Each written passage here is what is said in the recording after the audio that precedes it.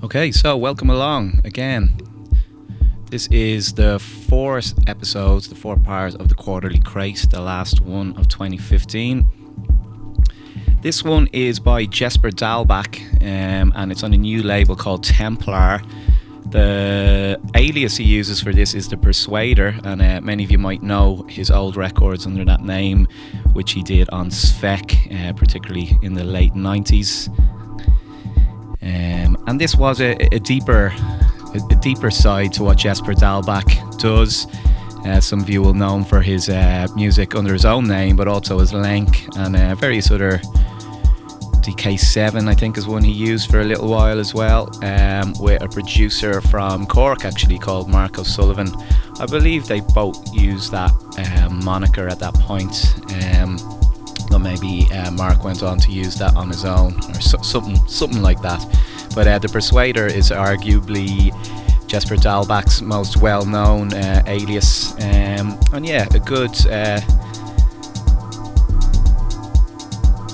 outlet for his deeper music and deeper techno. Moving our way through this, all very atmospheric. This one a little bit more beat heavy. I think early on in the series I spoke a little bit about some of the kind of tracks that I like to play early in a night, that work well in emptier rooms that are filling up, and The Persuader and his records, they've always been very useful in that way for me.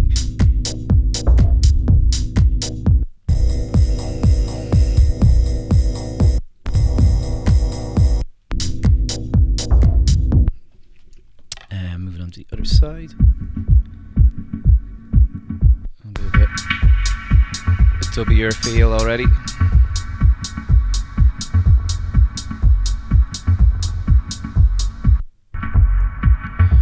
Maybe even reminiscent of old Bandulu or something like that there, albeit a little bit slower than some of the stuff that they used to do, which used to be quite fast. Bandulu is something that we haven't heard of so much recently. They haven't really done anything recently. They may have done a comeback gig or two, but Jesper's done a lot of really good dub techno himself, and it's nice to see him put out records like this again. This one a little bit more spaced out.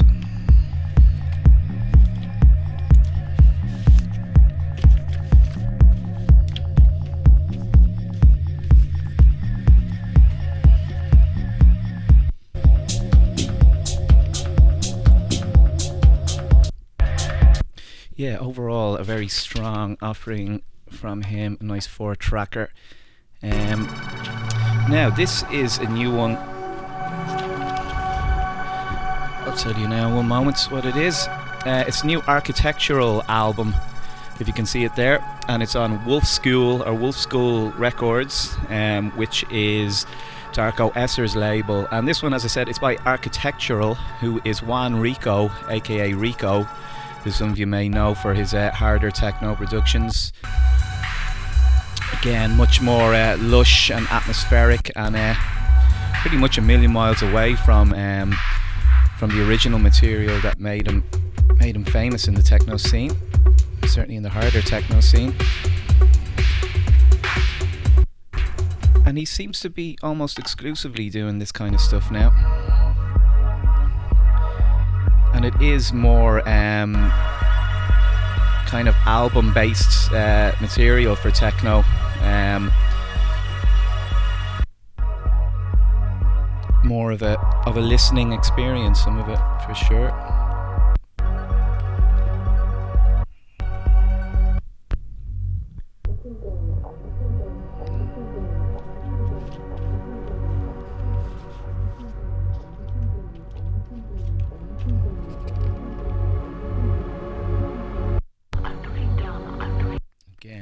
Kind of tracks that we spoke about early in the series that I like for introducing a set as well. A little bit like this one too.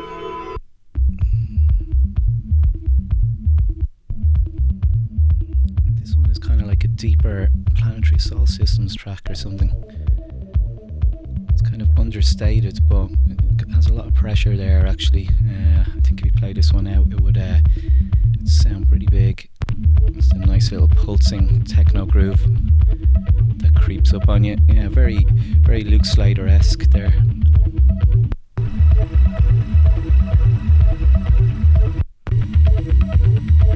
And then going into another dimension with those kind of strings. And then moving on to the last side. If it is the last side, it's actually the B side, but it's the last side we played.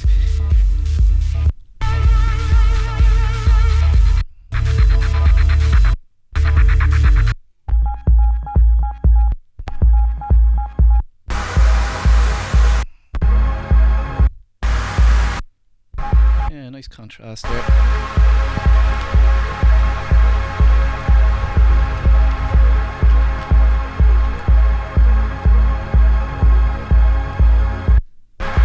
So overall, a quite accomplished work by Rico, aka Architectural, and you can look out for a lot of his. He has quite a lot, I think, on his own label under that name. But that one is a new album on. Now let me see. There is something with this. Let me see. Yes, this one plays from the inside, from what I remember. Let's see. There's a lot to get through tonight. There's a standing room only when it comes to this month's crate. There's a lot of stuff that literally didn't make it in this time. There wasn't room. There was probably, I think the last quarter of 2015 was probably the most records I've ever bought in a 3-month period. And there was some stuff that I just couldn't get into the crate. Probably was going on closer to 2 crates of stuff, and then there's probably some records that I played that because I played them, some of them aren't all where I expected them to be, and maybe a few got left out.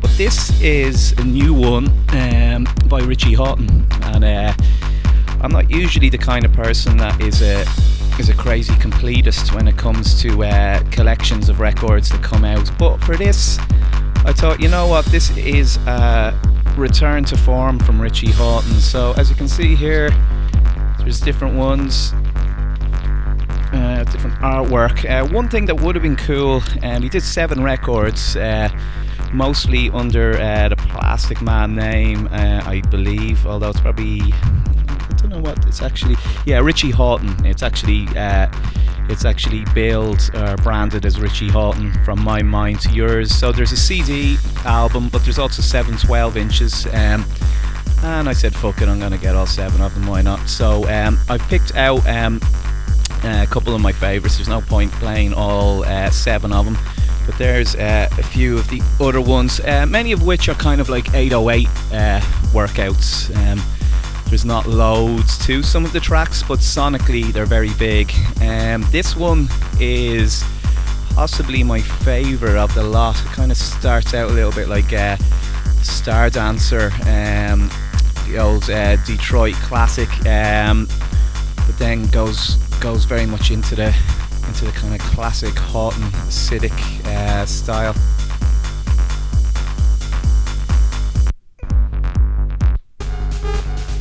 Actually, that's slightly a little bit different for him, but again does have hints of stuff that he did in the early 90s as well.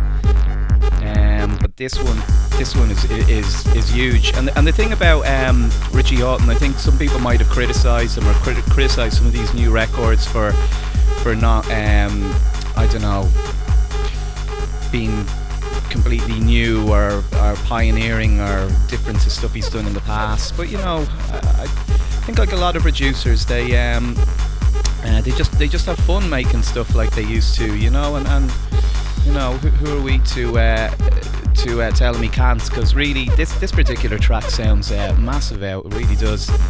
And you do notice it against other techno tracks you're playing, just how pristine the production on this is.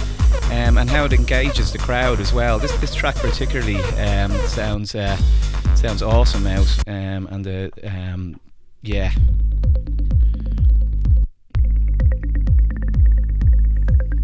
Actually, overall, this probably isn't the most acidy of the thing. I think the other one I've picked out to play is, but yeah, this one's kind of got a filtered 808 action going on in it, like a lot of the tracks in this series. Like, one thing I will say about these, if you were to compare them, there's not too many producers that are of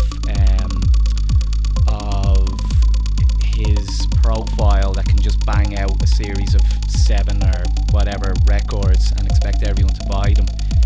With someone like Richie Houghton, it's a quite big event. It's a big event of the year almost, for something like that to happen. But if I was to compare it to other series, like for instance the Analord series by Aphex or something, I don't think it can compare really. It's not as good.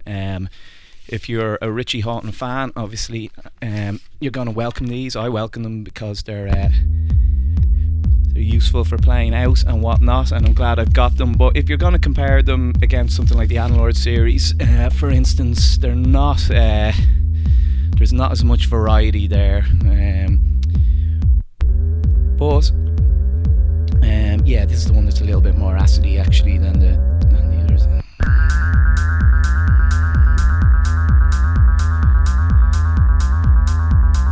Yeah, this track is called Creature and it's under the name Box, which is another alias he's using. I don't actually remember the alias Box. Did he use that before? Maybe he did. Maybe I even have something under that name, but I don't remember it. But that's the name he's using on this. The previous one that I played there was the last tune before this one was Circuit Breaker Systematic. And then the one that kind of sounded a little bit like Star Dancer was another Box one, or is it 80XX? I think it looks like Box, I don't know. Maybe it's 80XX, I don't know. And that one was called Creeper.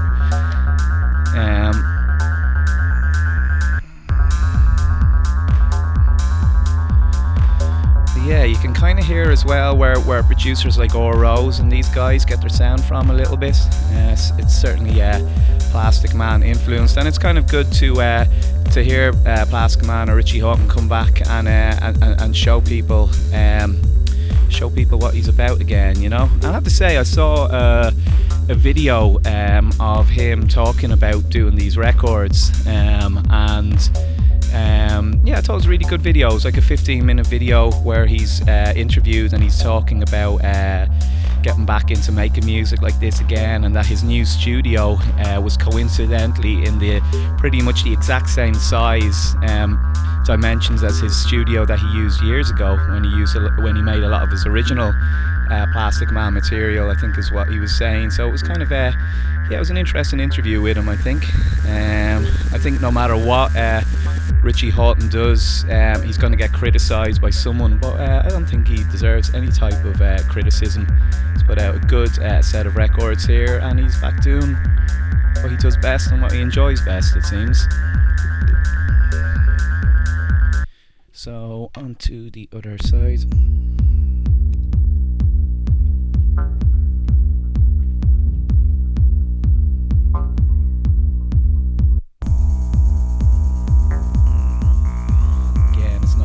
Reinventing techno by any means, but it's good.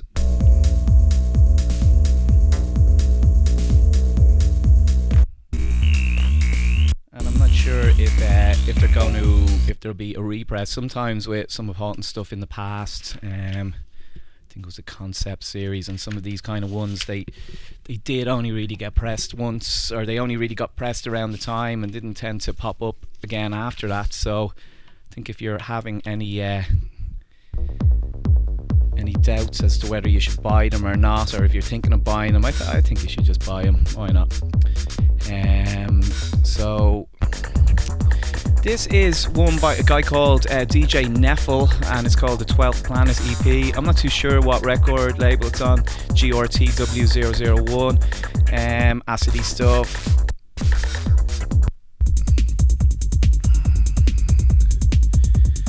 A bit more of an electro beat in there actually. It's a little bit faster. Yeah, like that. And you know what, why not? You know, there's a lot of techno 4-trackers out there when people are, in my opinion, maybe wasting a little bit of vinyl space. You know, why not put a little bit of a broken track in there, or something a little bit different to the other stuff you have on the record? Yeah, Yeah, but I don't know who this guy is, but I quite like it. And then again, different style here, a little bit slower and deeper.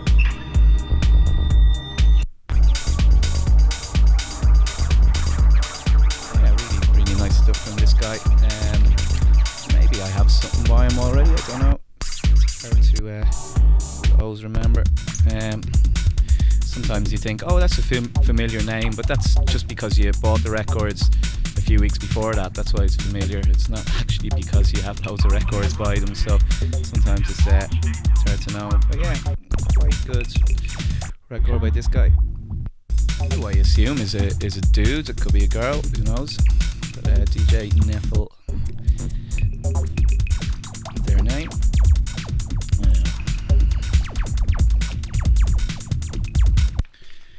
And then moving seamlessly into more electro now. Well, not quite seamlessly actually, but yeah, here we go.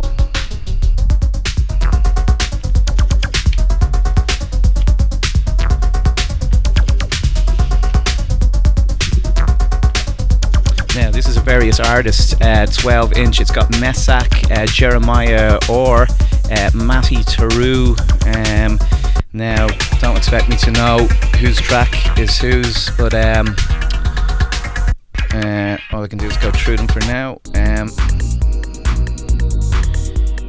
nice little range stuff, more Detroit style electro there. So let's see, who is this? Vortex Tracks Volume 1. We've got Mesak, Jeremiah Orr, Matty Tarunen, and Automatic Tasty, who is from Greystones, not too far from where we are right now. And yeah, one of his tracks is on this also. Yeah, nice little collection of electro here, and it's on. I think the label is called Vortex Tracks. Although it looks like it's a series on a label, but then you see VTX. So I don't know. Anyway.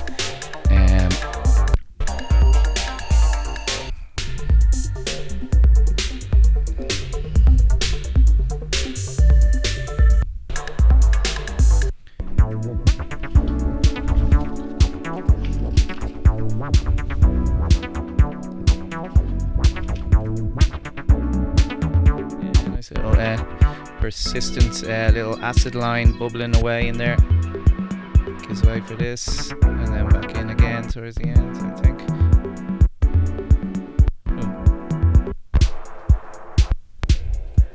Yeah, nice little electro EP there. I'd imagine it's like a 300 copy kind of job. Now this one, which looks very nice, is the return of Kari Legabush, the Stockholm techno master, and this is a little bit more back in the style of some of the old stuff he used to do on H Productions, but you'll notice that it says Hybrid on it now, which was the original name of the label. The reason he had to change it originally was because there was an act from the UK at the time who were doing kind of breaks, and they were called Hybrids. They were kind of like a heavily touted breaks act in all the major magazines and all this kind of stuff. They were probably becoming a big festival act at the time, and as far as I know, Kari, I don't know what happened in those days, if he got a fax or if he got a phone call or whatever happened, but he was told to drop the name Hybrid. So through a little bit of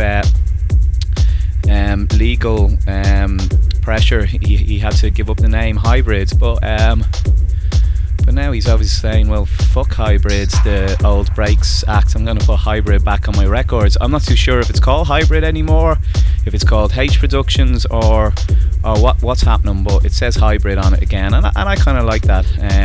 One of the first records I got on Hybrids was an old Freddie Fresh one, quite a few years ago, and that kind of started my love for that label, and obviously known Kari at that point as well, or his music at least. It was a label I followed very closely after that.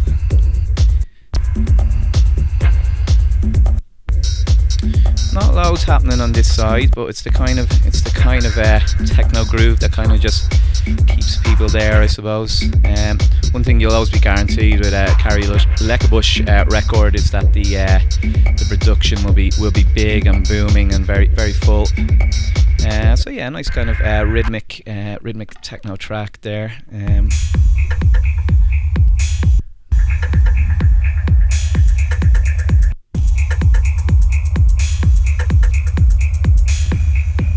It's getting back closer to the kind of techno that I'd like him to be doing more of, to be honest.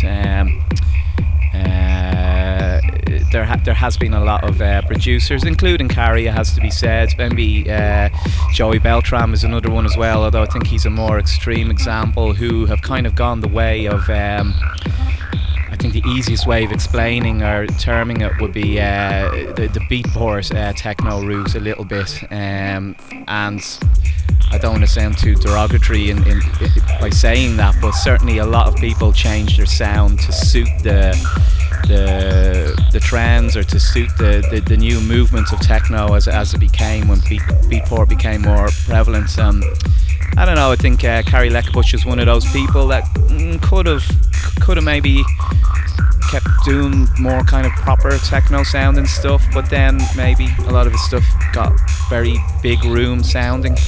Obviously someone like Joey Beltram appears to be past the point of no return, but you never really know. Sometimes you think producers have just gone too far in one direction and then they surprise you, and I'm sure Beltram might surprise us in the future and come back to doing some good stuff again, but it looks like Carrie is pulling back a little bit now, and seeing that it's a good time to put out his better sounding techno. So this one is on hybrid, as I said, and yeah, very much a DJ Tool kind of record, but I like those.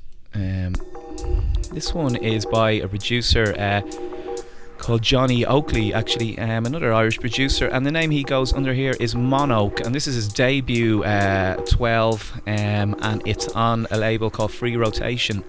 You may also know from their festival that they run over in England, or is it in Wales actually? But yeah, this is a really promising debut from him.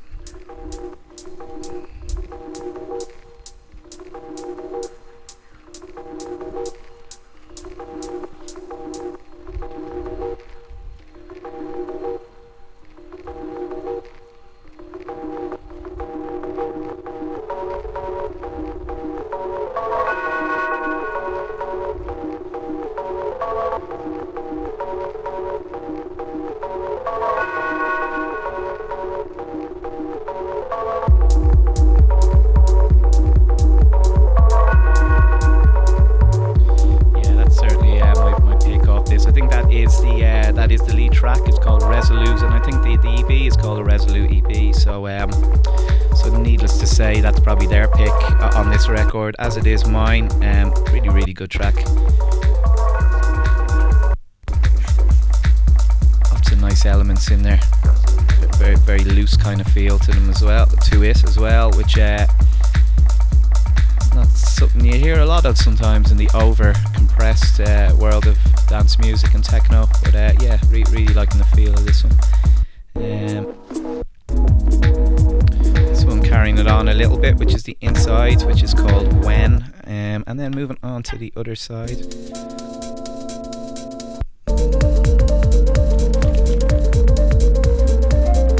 seems in an even happier mood here, actually.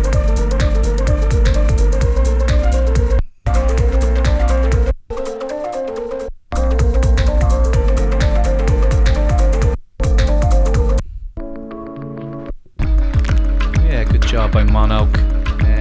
Actually played at the launch night for this record, which was at Block over in London in October, I believe, and yeah, Johnny played a great set that night, and definitely someone to watch out for.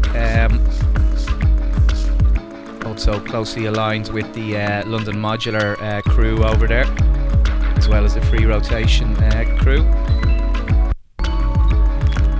Yeah, good solid debut record from him.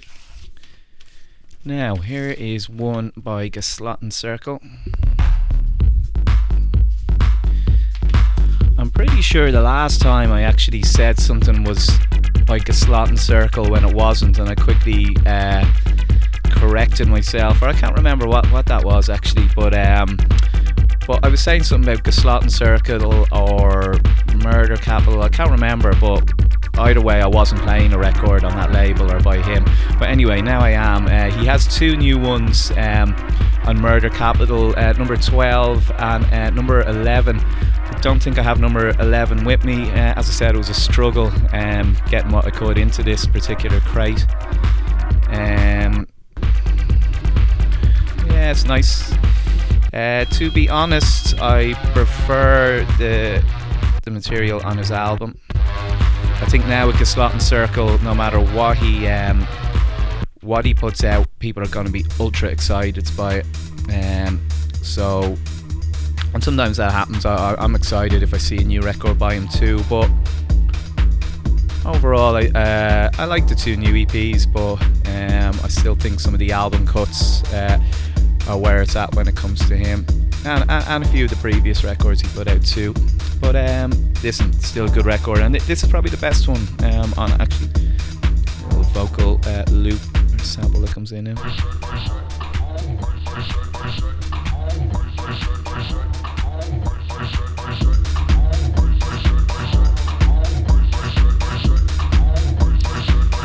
Tell with his music, it's not a guy who has grown up going to just festivals or big room dance events. This is someone that gets the low ceiling vibe of techno and electro.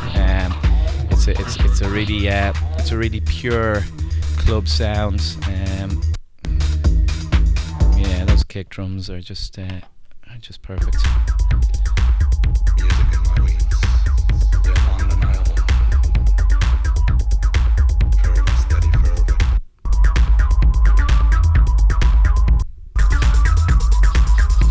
Forgot about this one, right? Yeah.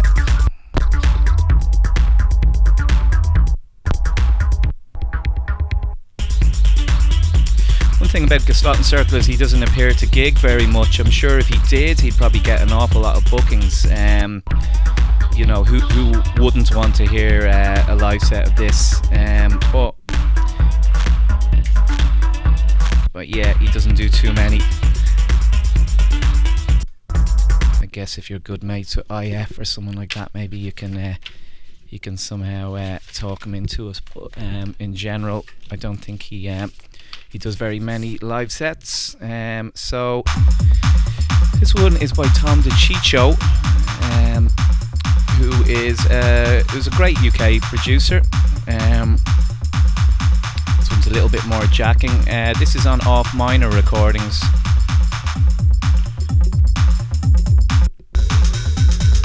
Tom had a great year. He had some great records out, some great tracks, and he's really started to establish his own label, Run Out Run.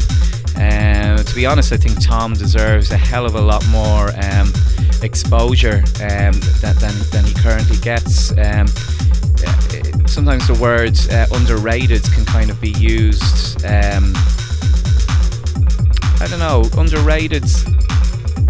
In a sense, he's not underrated, because I think anybody that knows his music knows that he's a brilliant producer. But it's just maybe not as many people know about him as they should.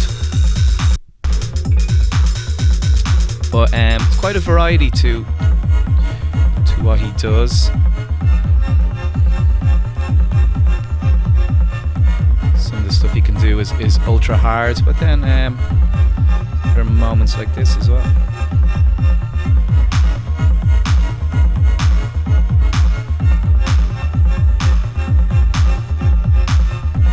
He also runs the Inner Surface music label with the AMD guys. Another really good label. Yeah, what I like about stuff as well is there's lots of changes. There's a lot of kind of DJ type DJ friendly music out there that doesn't really change a whole lot. It's a couple of elements filtered, and that's the track over. But with Tom, there's very clever arrangements, and he won't let a sound overstay its welcome sometimes as well. So they're not necessarily tracks you're just going to flick through and go, oh yeah, I know the track completely. There, just as we speak there, as I said it, he drops that one out, and there's very, very good arrangements actually in his tracks as well. He's a guy that deserves, definitely deserves a lot more credit, and I hope 2016 is going to be an even bigger year for him.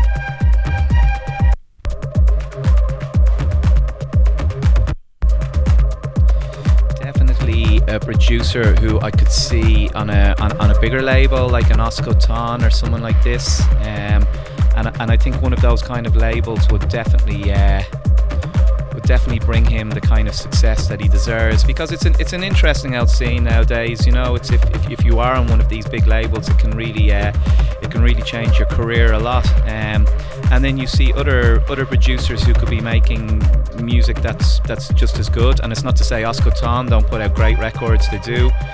Everything on it is usually top notch. But you know, you have other people like Tom, who might be doing it on more low key labels, but doing amazing stuff also. So.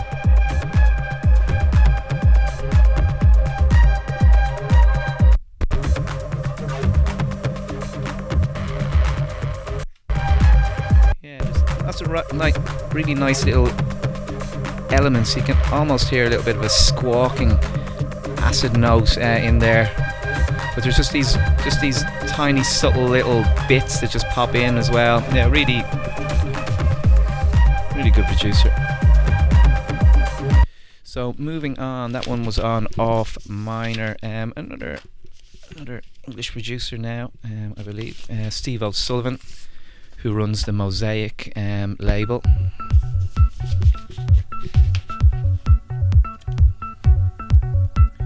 I remember when I heard Steve O'Sullivan's music first at the end of the 90s.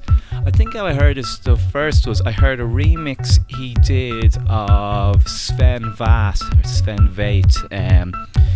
Vath had an album of remixes, and I remember there was a remix by Steve O'Sullivan on it. It was ultra minimal, and I remember thinking it stood out a lot against some of the other tracks that were on it. It seemed to be like, it was almost like, Jesus, what's he done with this track? It doesn't seem like he's done much. But over time I started to understand like ultra minimal music like that a lot more, and its purpose, and how a lot of that music just really came alive when you played it out in a club.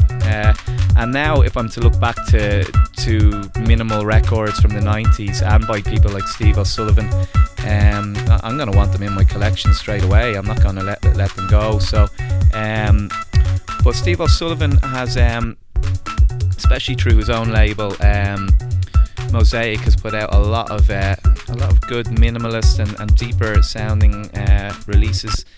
And he's put some stuff out on this label, Sushi Tech. I think this is definitely not the first one he's put out on it. I think when he returned a few years back, because I hadn't heard from him in a long time, when he returned, he that was one of the labels I believe he might have done one or two of his returning releases on. I think so, anyway. Yeah, kind of like a hypnotic kind of lead there. This is a funny one. This kind of reminds me a little bit of old Italian techno. There's a lot also in the mid to late 90s Italian techno by people like Marco Carola and Random Noise and Gaetano Parisio, but mostly Marco Carola, who's making a lot of very minimalist techno like this as well. Subtle little changes, but again very good for DJing with, kind of stuff that's good to use on 3 decks as well. Oh, excuse me, sorry for coughing there.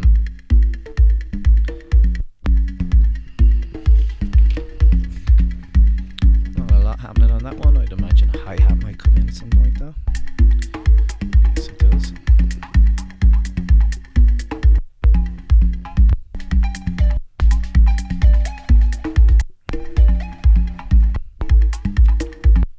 nice little one there as well to close out the EP. So that one is by Steve O'Sullivan, and I'm going to try to get it back into its sleeve. Right, next up is one on Ilian Tape, which is the Zenker Brothers label. This one is on Ilian Tape. It is on a sub-label, I think, which is Ilian Tape X6. So this one is by Andres Zacco. Okay, it sounds quite heavily kind of compressed there. Nice little bit of a swing to it though.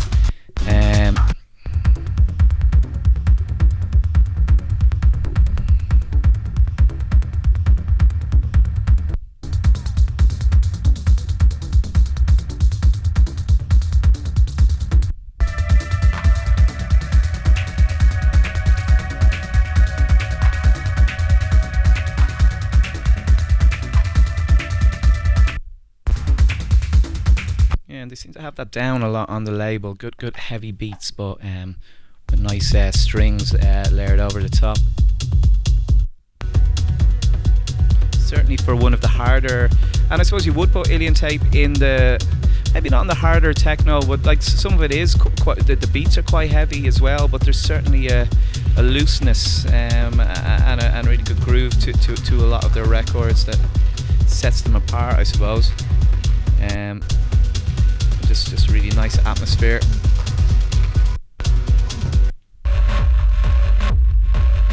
This one kind of sounds a little bit like an old Surgeon track or something.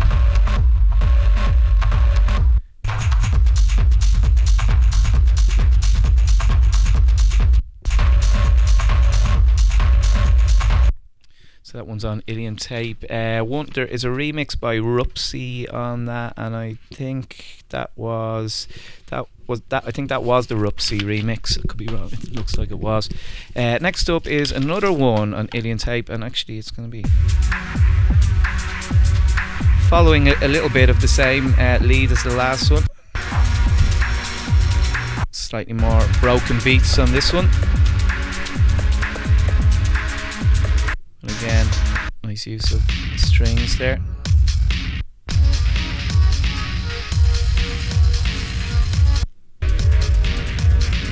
Yeah, definitely techno with a bit more feeling than certain other styles of techno or records that are coming out now. This seems to be the joint now on this one. Seems to be where it's at on this record.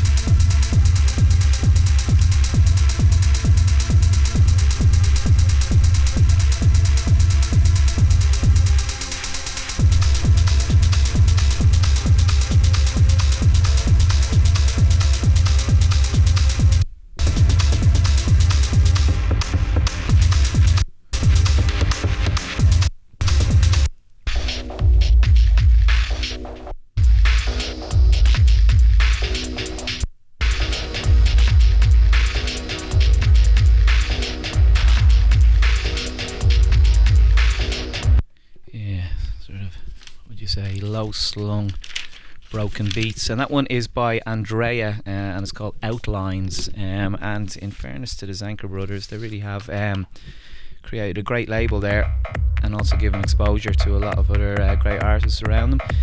This one, and normally and I just took it out of the sleeve, but there's with these resin records there's usually an insert that tells you who the record is by. I think this one is by Pris, who's the label boss of Resin. Good DJ Tool type of tracks. This one builds up nicely.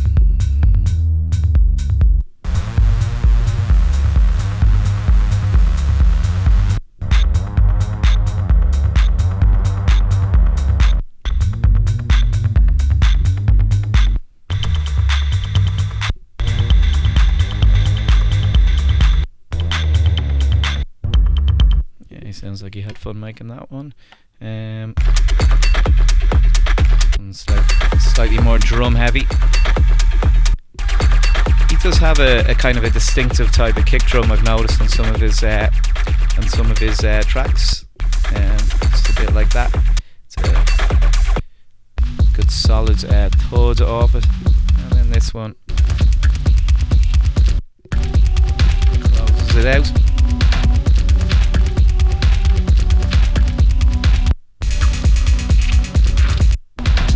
Slightly different to some of the other Pris tracks I've heard. Now this one is by Terence Fixmer, the French techno producer.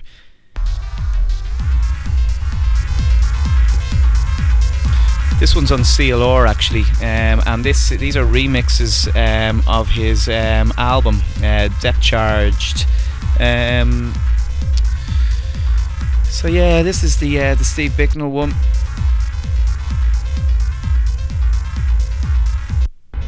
Doesn't do a whole lot, but sounds nice.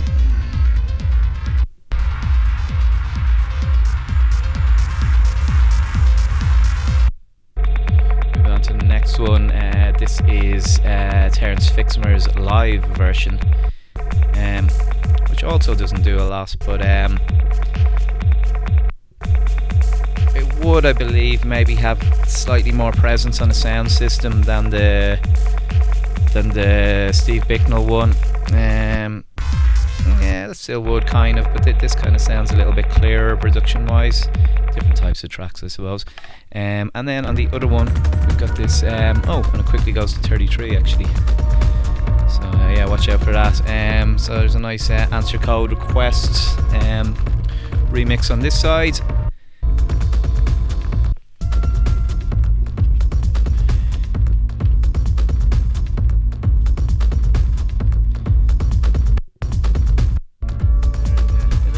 Bit more emotion to this particular remix than the other side. A little bit more to the track there, I say. Very nice shuffling, broken up kind of breaks there. He's pretty good at that actually. Answer code requests. You can kind of hear the influence of old breaks and maybe jungle or whatever, but he's certainly coming at it from a slightly different angle than some other techno producers. Okay, this one is the Terence Fixmer remix, which doesn't do a whole lot for me at this particular moment, I have to say. But anyway, moving on. This one is on Symbolism, and this is Ben Sims's main label concern at the moment since he stopped Theory, and this is by a producer called Alpha Drum, I think. Yeah, good DJ tracks. In fairness to Ben Sims, besides being a brilliant DJ, one of the very best that there is, he has released a hell of a lot of good, solid DJ Tool or DJ records with so many other producers, not just himself. And it looks like Symbolism is becoming another one of those labels. It has been in the past, but I think he's using it now exclusively to put out upcoming or emerging producers, like Alpha Drum, who I don't believe I'd heard of before, but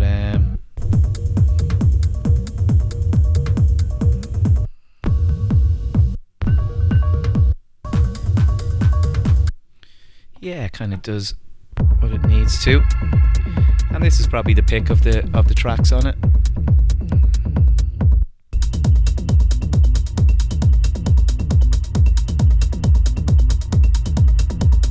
Atmospheric, but not overly layered. Sometimes with some harder atmospheric techno that's out there, it can be just a little bit too dense sometimes, and the kick can kind of get a little bit lost, or else the kick maybe just isn't smacking you as hard as this one. But I quite like this one's kind of just in the middle. Nice atmosphere to it, but a good kick off it too, which can make all the difference sometimes when you're going through your bag and you want something just to give your set that little bit of a pick up at that particular moment. This is it's a nice one for sure.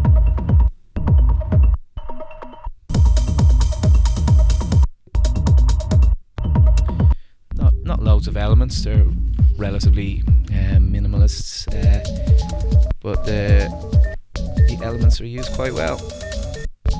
And a nice little homage to Jeff Mills there. Something that many techno producers are fond of doing. I don't think that's something that'll ever go out of fashion. Here is one by a guy called Shards, or a girl called, I actually don't know who this is, and I never really asked around. I've just seen the name, and I'm pretty sure I have most of Shards' records at this point. Now this side isn't bad, it's quite good, but it's the one on the other side that I'm going for now. But yeah, some kind of brain scrambling business going on here. Let me see, comes back in there, yeah.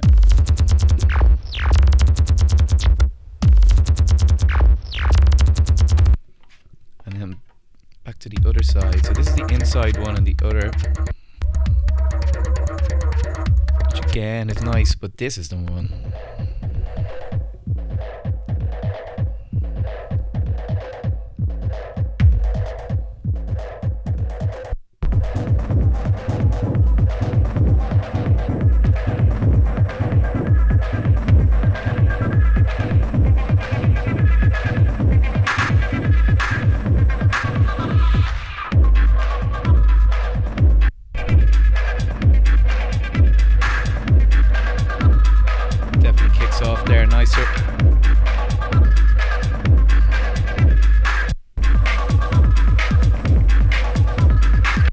Reminiscent of old Surgeon, actually, a little bit too, but certainly the lead is in a kind of a unique to him style. Shards. This one is by Henning Bear, and this is on a label called Tannstaffel. I forget where they are from.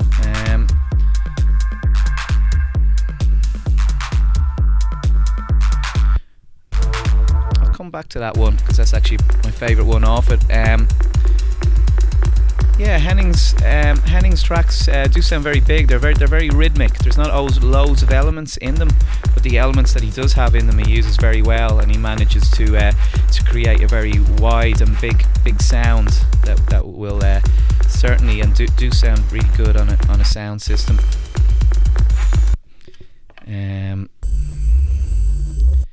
It's a beatless job.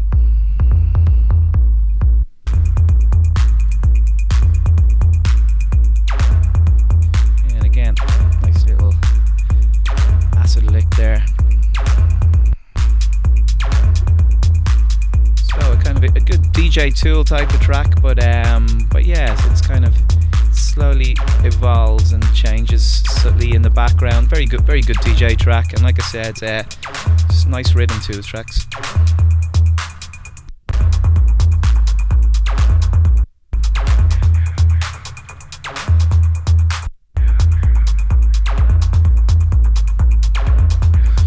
Not a million miles away from the Gesloten Circle, one of the Gesloten Circle tracks we played earlier.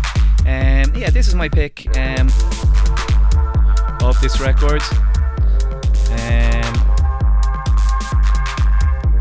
It has these great strings. Now you could argue like these strings go all the way the same way throughout the track, that maybe another little element about 2/3 of the way through could really put the icing on the cake. But the thing I like about this track is that it is literally just the strings, and it makes for a really nice long mixes out of this track. So for me it's the perfect type of DJ track. There possibly isn't enough techno tracks coming out that have these more emotive kind of strings. So certainly when you find a good track like this, it's nice to be able to just hang on to the string for a long time without any major changes to the track. So yeah, nice.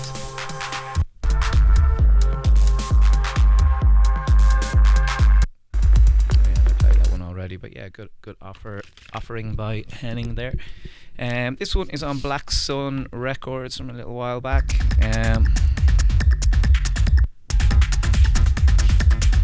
which is, in fairness to them, one of the labels that helped bring back the harder techno sounds to the scene, albeit by releasing some very old school techno tracks on their first release. But yeah, it definitely signals the start or the return of something at that particular point. Definitely has some great records in its catalogue.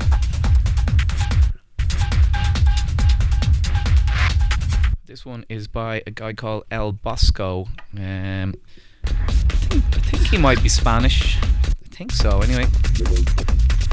Yeah, good broken beat techno. You know, we need a few of these. We need a few of these where people are just, where the guys making it are just like, fuck it, I'm just going straight at it with heavy drums here. You know, I don't give a shit about the rest. And a lot of this is very much about the drum rhythms.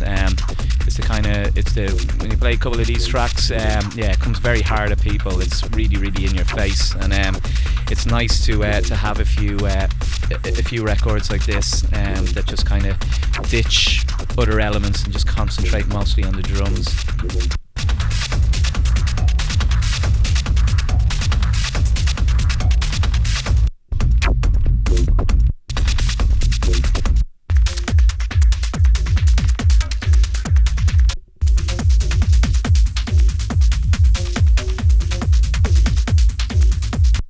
So yeah, that is Black Sun Records number 12. So that's slowly but surely building up. This one is by a guy called John Flynn, aka Spaces. Some of you may know him from the duo Ordinate, who I released a track by on the Earwiggle compilation not so long ago, but also for his production work on Bjork's last album. But he also does music under the name Spaces, and that's probably the alias he's most well known for. This one is on Bleep.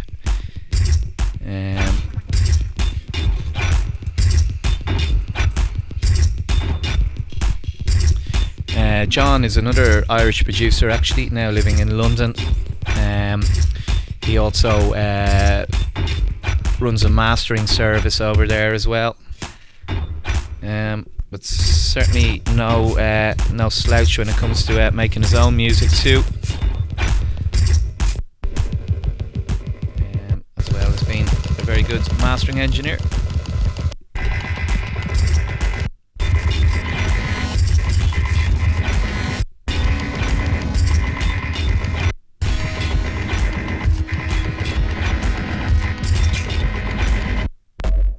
There is a Mark Fell remix on this. Is the Mark Fell? Yes, the Mark Fell is the B2, which I was just playing there. I'm not sure that it needed the Mark Fell remix. Actually, the Mark Fell remix is quite nice, but other than Bleep being able to say, oh, there's a Mark Fell remix on this, I wouldn't have minded another Spaces track on it, but the Mark Fell one isn't bad. Yeah, maybe he suits the release. I guess he does.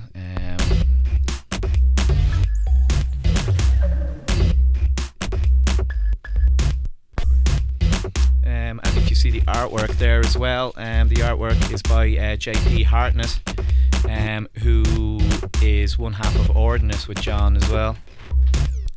But yeah, nice tricky rhythms, almost kind of like wafer thin sort of beats that are there, but kind of don't sound like they're there in ways. There's no really big, wide, heavy kick drum there or anything. But yeah, lots of cool little intricacies and good editing, and a varied kind of sound palette there as well.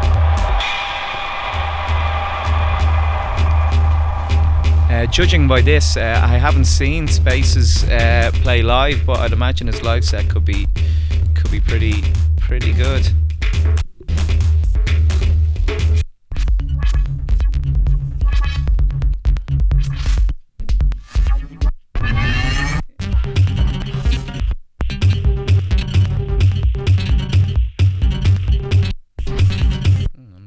that's ending. I'm liking where that tune could actually go. That was yeah, so that was the Spaces. What is it about today? For some reason, I'm finding it hard to get the records back into their sleeves. On nearly all of them. Maybe there's something wrong with me, but that is Spaces too, and I think that could be because he had another record on that before, and that's his second one. This one is by Dimi Angelis, and this is Angles, or ANGLS 002.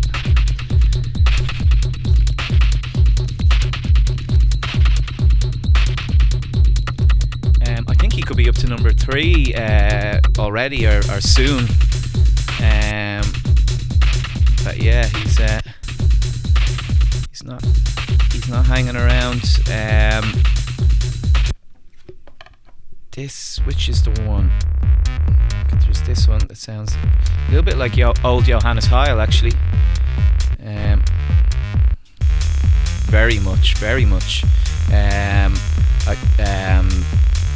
Yeah, nice job. This is the one.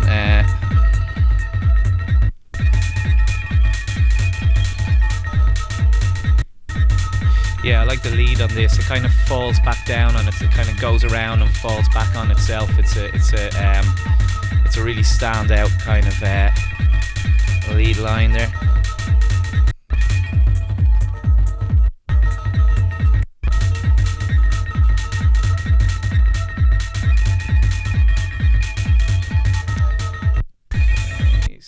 Through a few more of them, but yeah, watch out for Dimi Angelis' stuff, and watch out for the stuff that he does with Your Own Search as well, or Your Own Search. My Dutch accents will never be spot on, but I'm trying. This one is on Picnic 34, a new Italian label. This is one of the Vladislav Delay remix on it. And this one is by Lucrecio and Francesco de Vincenti, and this has a Vladislav Delay remix on the other side as well.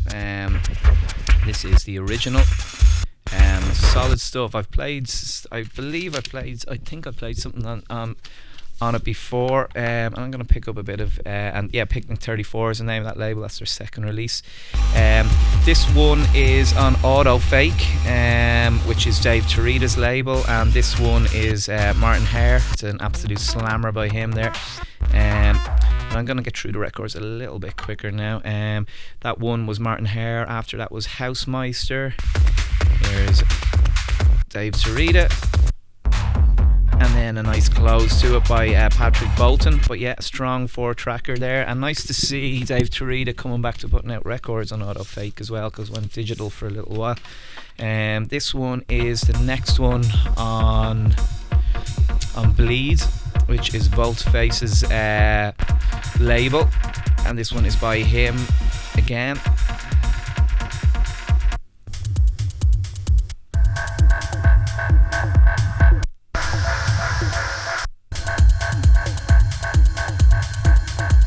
Yeah, it's good solid club techno. A little bit of a deeper tinge. And he's someone that does atmospheric techno quite well, actually. His previous record to this as well was another one that should be picked up. This one is the one by DJ Spider. It's a DJ Spider remix as well. Which I have to say does maybe, and this is the thing sometimes when you're the inside track on a record, when you're kind of on the inside, you kind of lose a little bit of the presence that you could have if you were on the beginning of the beginning of the track. I'm kind of wondering, or the beginning of the record, I'm kind of wondering how long that opening tune is there, but it does feel like his one could be maybe a little bit louder, perhaps. But as ever, a slightly spookier interpretation or vibe from him. This one is by Ontal. We're putting out some very strong industrial techno, as you can hear.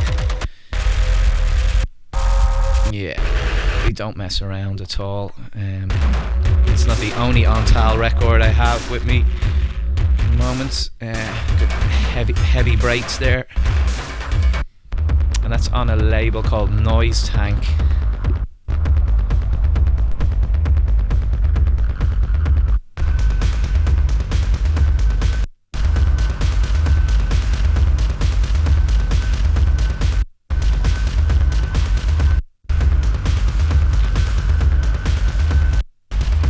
It's Darko and another guy called Boris Noise, who some of you may remember from some of his solo records before, and sometimes collaborations work, other times they don't work, but between those two guys, they've really made it work. On-tal have had a really good last year or so, and are going, I don't know, I think they're going to put out some a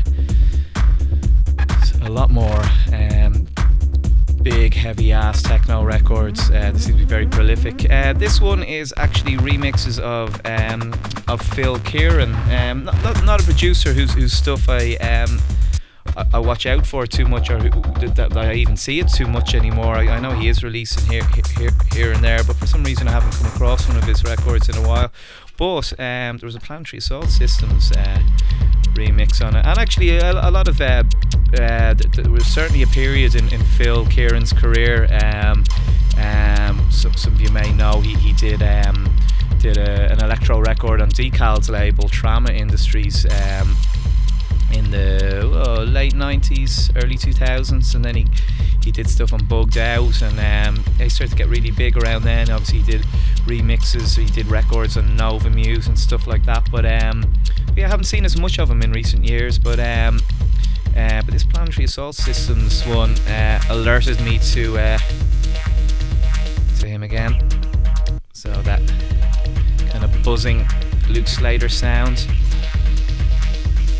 that just takes hold of people on a dance floor. But yeah, fairly useful one there by Planetary Assault Systems. I'll fly through a few more. This one is on Semantica. Nice broken beats here. And it's by Iori, and I think that's a Japanese producer who I think appeared on Prologue before, or a label like that. I definitely have another release of his. He may have popped up on the Odd Various Artist EP as well. Iori, yeah, but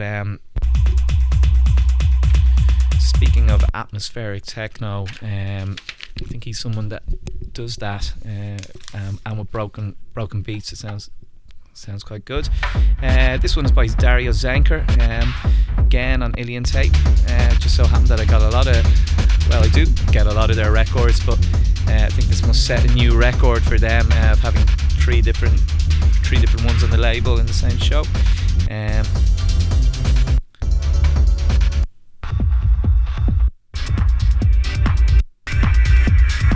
Again, an excellent range of stuff on here.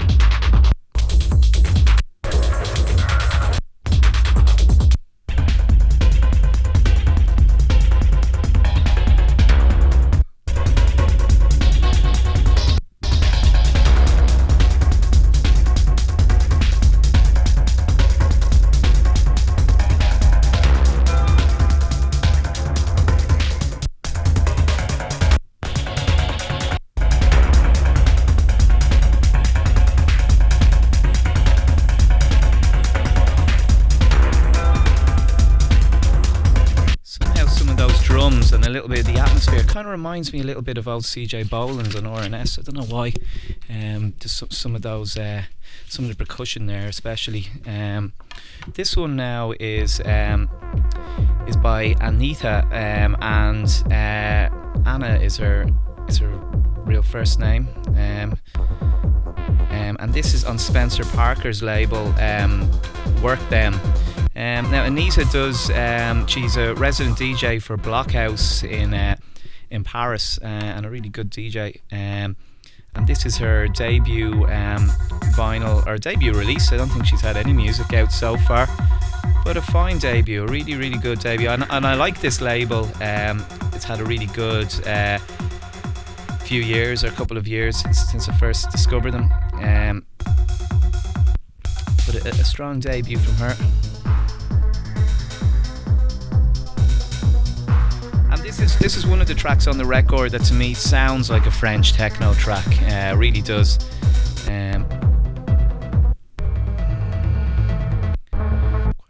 Quite a lot of tension in it before it kicks back in again.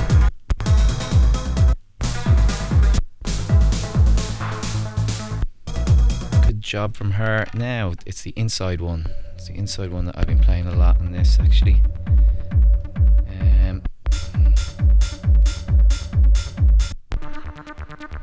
Dare I say, good old school sounding hi-hats there, good and full.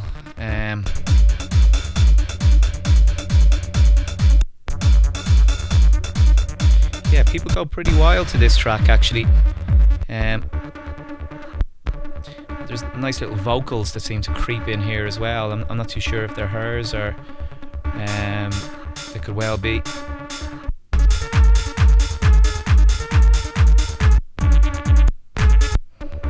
Let me find those. Maybe there's I think there is kind of a vocal in there somewhere.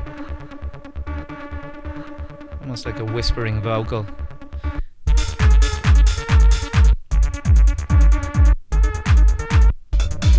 Yeah, fine debut from her. Very happy to see her get her first record out, and a strong one at that. Next up is this one by Kamikaze Space Program, who is a serious producer. I've played stuff of his on this before, and he's an exceptional producer. He's definitely one of the best around at the moment. Someone who's really pushing, and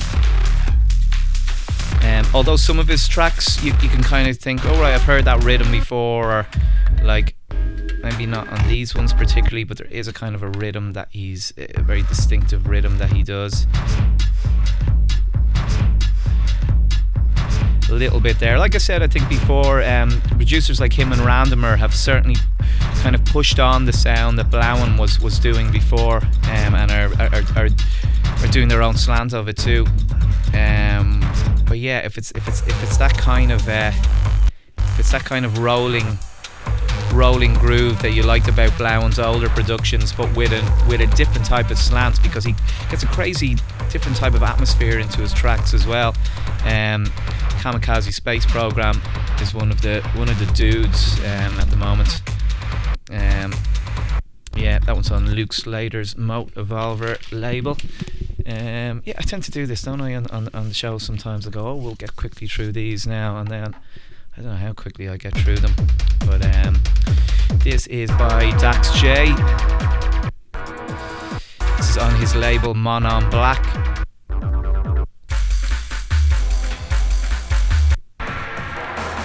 Some of his jungle roots there. And nice of him to put a track like that on a predominantly techno LP. Yeah, all very accessible, nicely layered techno tracks. Yeah, very good standard of production here, as there has been on all of his records really. And someone who's no doubt going to have a very big 2016 ahead of him. Now, which one is my favourite? This one. Yeah, this is the one. I like the vocal in it actually. It sounds like there's a vocal in the background. The acid line sounds a little bit like Bam Bam Where's Your Child actually. It's that type of acid line actually.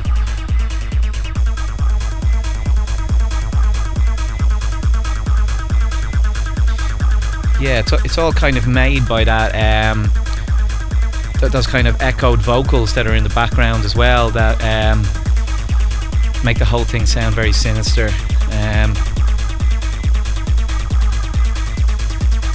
Kind of sounds like they're saying "I want your babies" or something, which obviously would be very sinister and very evil if somebody was saying that to you and you had a few children or babies. So yeah, very very sinister track all in all.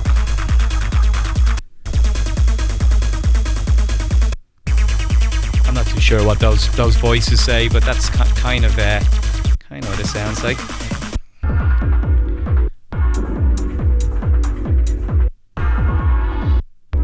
And a different shade of techno there on the inside.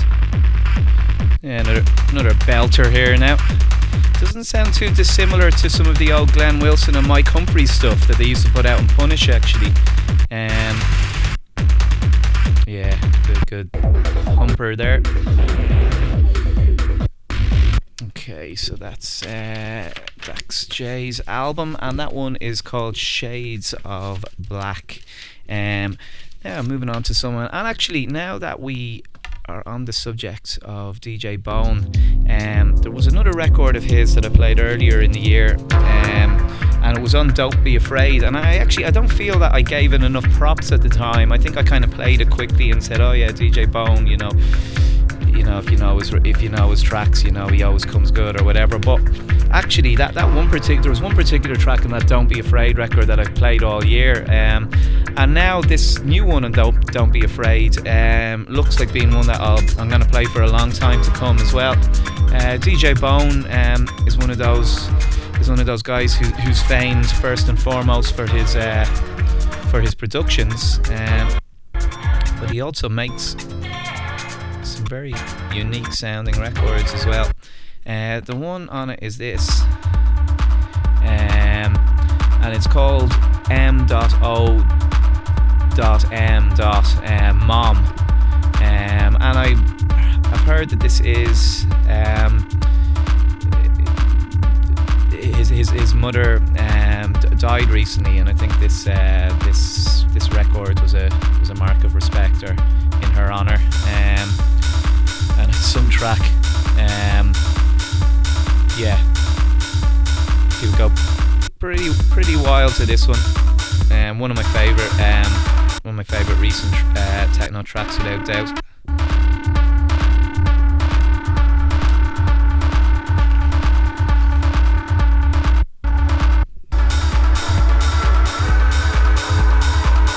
Yeah, distinct Detroit vibes there. And that's on Don't Be Afraid, a great label of now. This one is by, and actually I think on the last show I didn't bring this record with me. I brought the Fear Ratio one on Scam, but I also meant to bring this, and this is by Meat Beat Manifesto, who are actually going quite a few years. They probably predate even people like The Prodigy, probably by quite some time as well. But they've always been kind of lurking around. There's been different members over the years. The current lineup includes, I think still includes Jack Dangers, and then there's another guy called Ben Stokes, who some of you might know for his alias of DHS, who did The House of God. But Meat Beat Manifesto have done all sorts of stuff. If you go back through their discogs, you know, they certainly paved the way as well for a lot of breaks and the break scene. Some of their early records are really incredible for the time. And this one's on Scam, a good label for bringing certain people back out of the wilderness, because this is the first Meat Beat Manifesto record in quite some time. It's actually a little bit Aphex-like, I think. This one especially, actually. And kind of spooky. I like spooky records. There's a lot made of like dark records, and in my opinion a lot of so-called dark records aren't so dark, but I like spooky as well. I think there's something slightly different about a spooky record as opposed to a dark record. It may even take a little bit more skill to make a spooky record as opposed to a dark record. And as I said, Meat Beat Manifesto Tiesto have skill in abundance. A great act, no doubt. But yeah, that's part of the Scam 10-inch series. It's actually Chasm is the name that they call the label. They've just changed the letters around. This one is by Cosman TRG. It's on his label called Physic. There was one actually before this, I forget if it was number 1 or number 2, that really caught my ear, because for a while I wasn't really vibing off Cosman TRG's stuff so much. I felt some of it sounded a little bit by the numbers really, but I have to say some of the recent stuff I've heard by him now I've really been enjoying, and this is on his label Physic.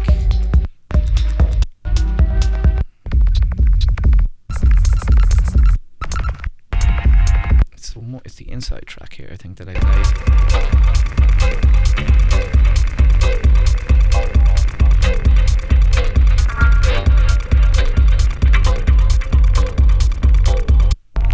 Yeah, I like the way it bobs along. Kind of reminds me of a roundabout going around or something. I don't know,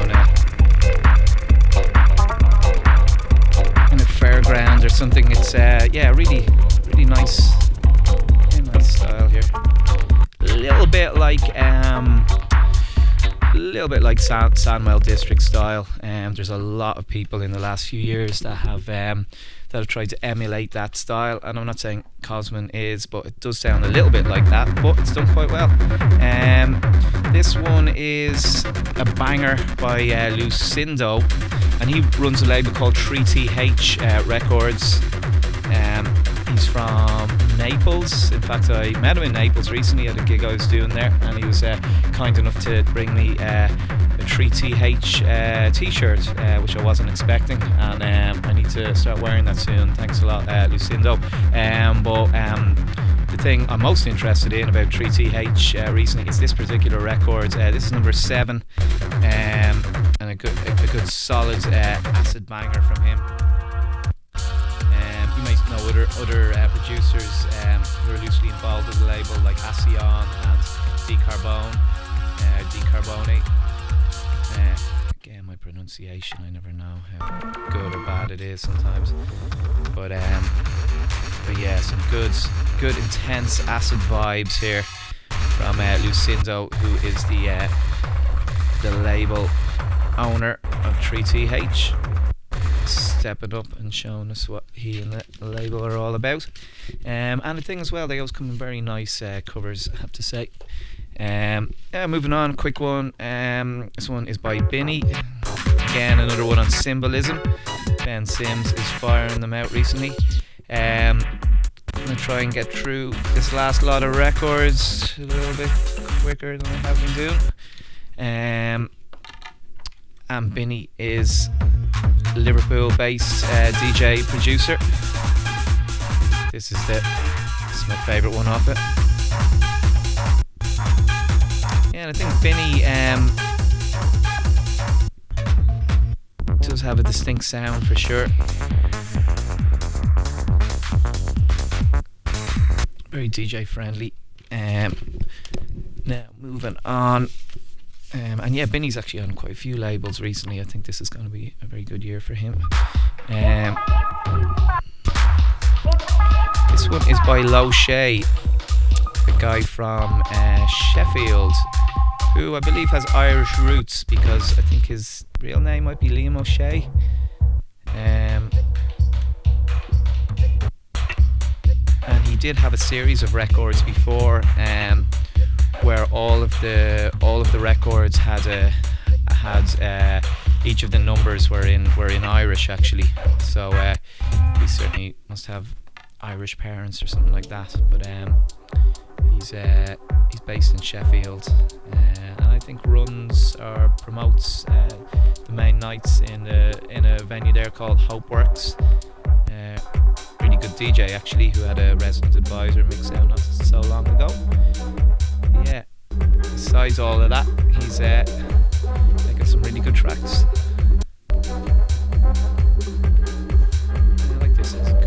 nice little jig to it. Good punch to it as well.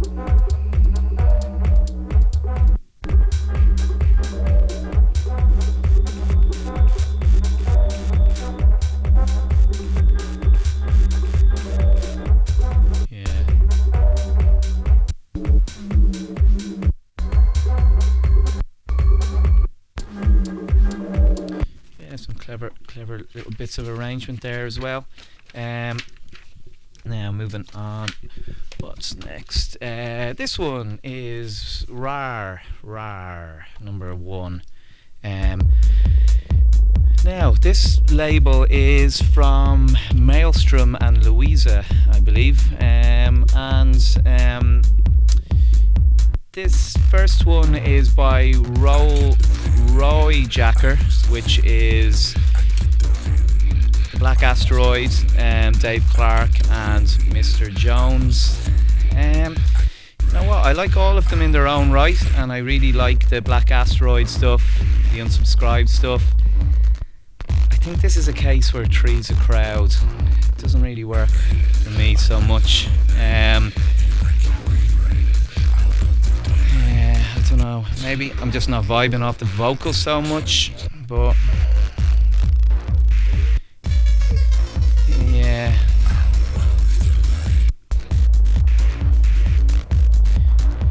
You know, it's nice for three well-known producers to get together and do stuff, but like I say, it's, for me, this track isn't something I would like as much as their own individual projects or as the Unsubscribed project. And Black Asteroid, of course, was one half of Motor, who did some incredible records on Novamute before as well. But yeah, other than that, moving on, there is a remix by Unsubscribe here.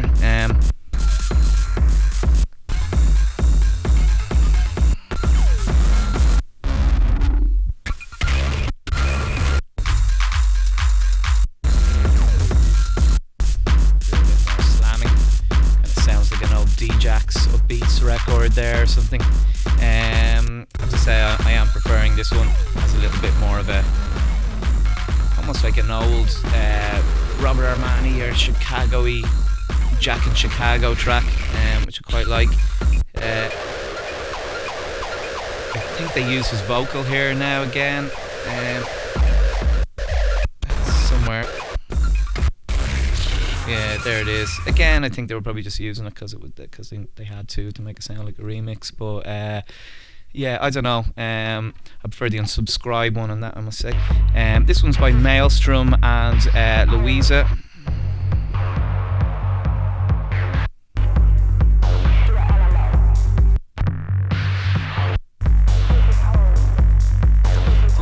Line under there, it kind of reminds me of Quench Dreams that was out on Platypus years ago, that turned into a little bit of a bit of a hit actually, quite a few years back.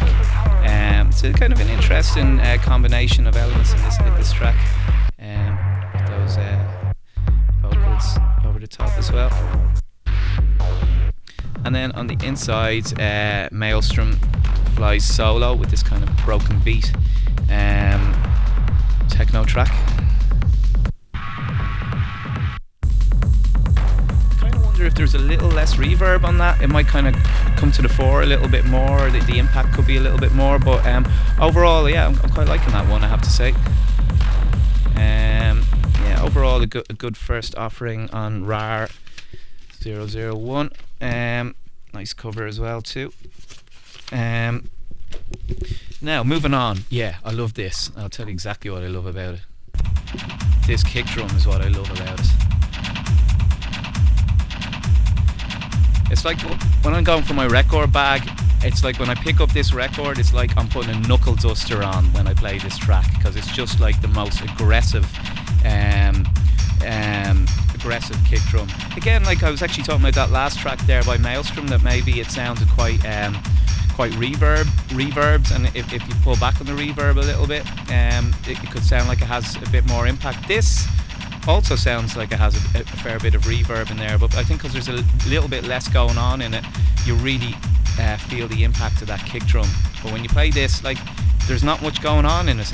But it's just that kick when you play it. It's just so in people's face, and I love it. And it's one of my favourite kick drums of the year, I have to say. And this one is a little bit slower. It's on a label called Vanilla. I'm not sure if it's Soft's own label. Some of you will know Soft from Perk Tracks. And he's one of those dudes that just kind of comes out with a record every so often without any kind of great hype or anything, but everything he does, everything he puts out is really exceptional, actually. Some of his tracks that I just continually play, he's a Greek producer, and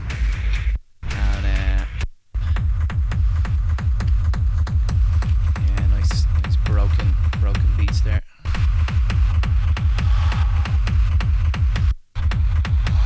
Yeah, but for me it's all about the inside one on the other side. A true one. Here's one by Rod. All of the tracks don't really do a whole lot, but it's not that one. It's funny with some records, I'll literally just go for them for one tiny little thing. And I'll tell you why I went for this record. It's not for any of those, it's for that. That's why I bought this record. Might sound a little bit sad, but if I pick out a sound like that and go like that, I like that. So that's why I got this record. Again, his tracks don't do a whole lot, but they're smart. He builds them up and builds them back down quite well. So they always feel like they're changing, even if it is very, very subtle. But they do sound quite dynamic when you play them out.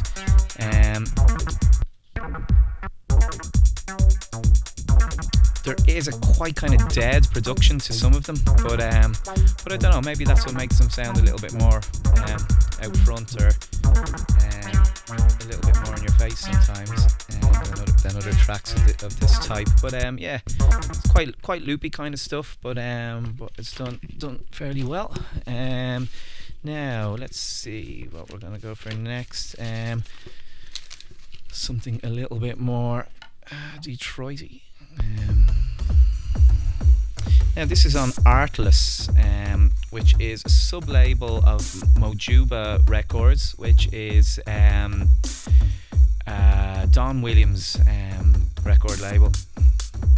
Don Williams, of course, is somebody who is a big part of the Dystopian label and has recorded for them, but has been doing his own stuff for years, and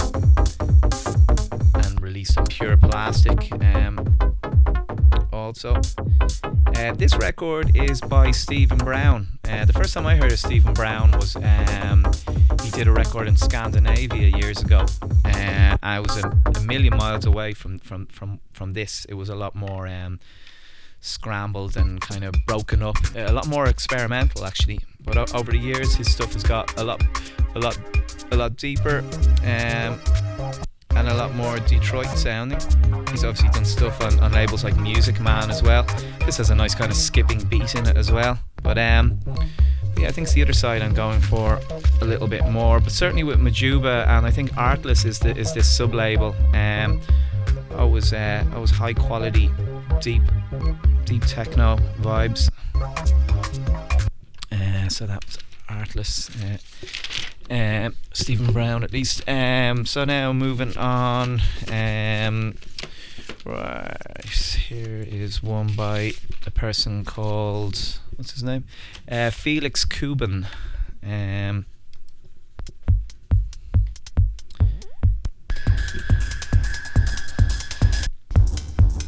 I like this.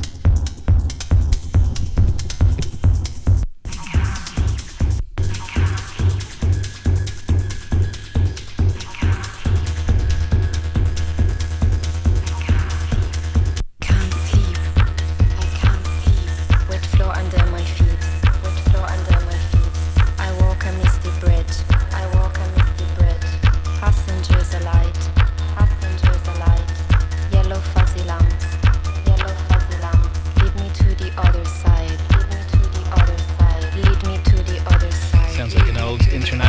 DJ Gigolo's record, something that might have appeared on that.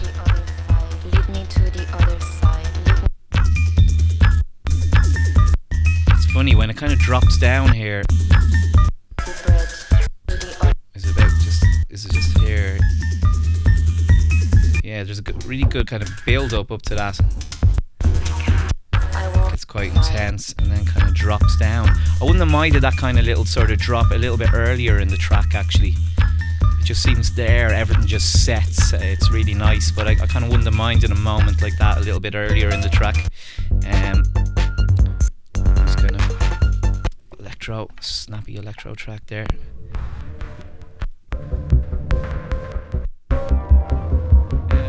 Sure what's happening here.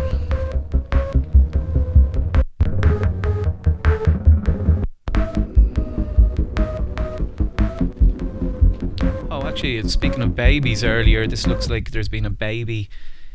Almost looks like there's some kind of ghoulish kind of creature behind the baby on this as well. So it's a theme that sometimes comes into techno music. But it's only a cartoon, so nothing happened to that baby really.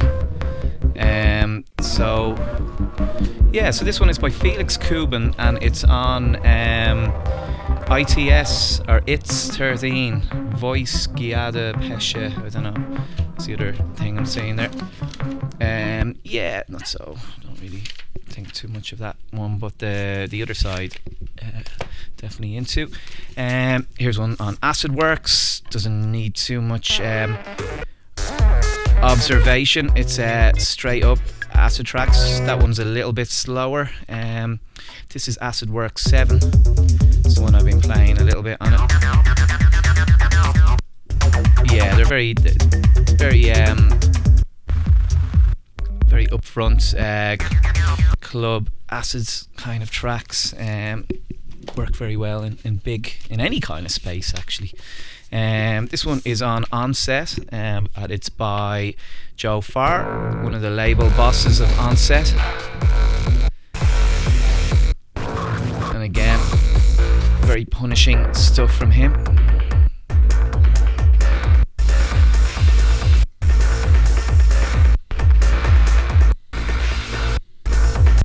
Yeah, and then on the other side,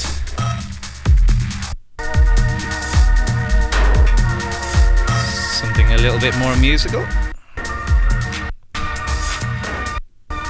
He's done a few tracks like this recently, like that remix that he had on Them as well. Brings out another style of what he does.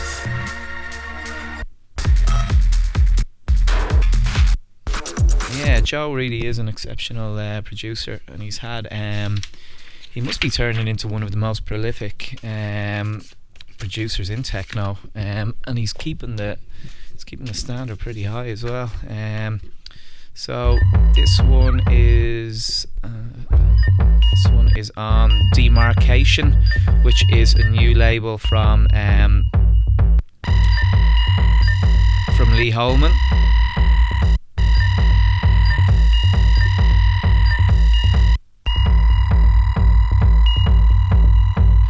It's a combination of buzz and bleeps there. Now, who else is on this one? On the inside there, you had Binny as well, who we played something from there earlier, and then Samudi Kempi here, and then Submerge as well, who I'm pretty sure has appeared on a record with Lee somewhere else in the not too distant past. Great opening one from them. This one is by a guy called Robin de Freitas, and I'm not too sure why it's kind of scratched like that because I haven't played it yet, but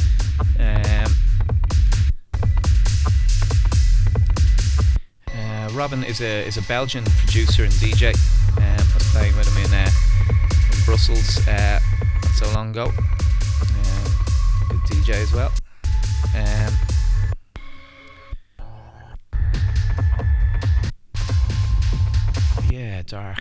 Darkish, broken rhythms.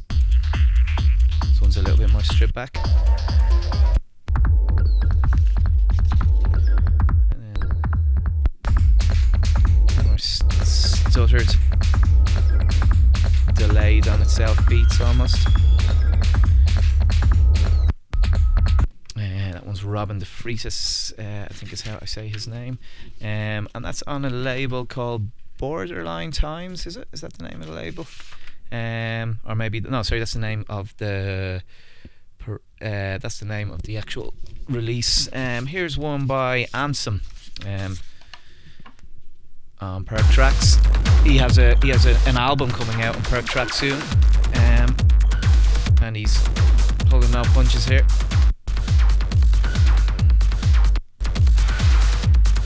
Heavy, jagged techno beats.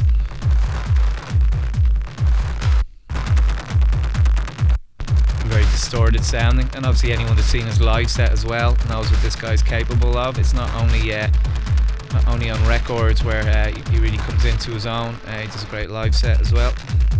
Lots of gear. Yeah, this one is fairly punishing from him.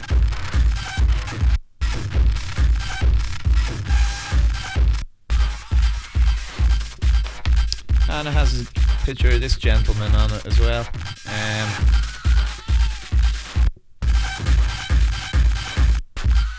Yeah, some fairly slamming stuff there from Ansem.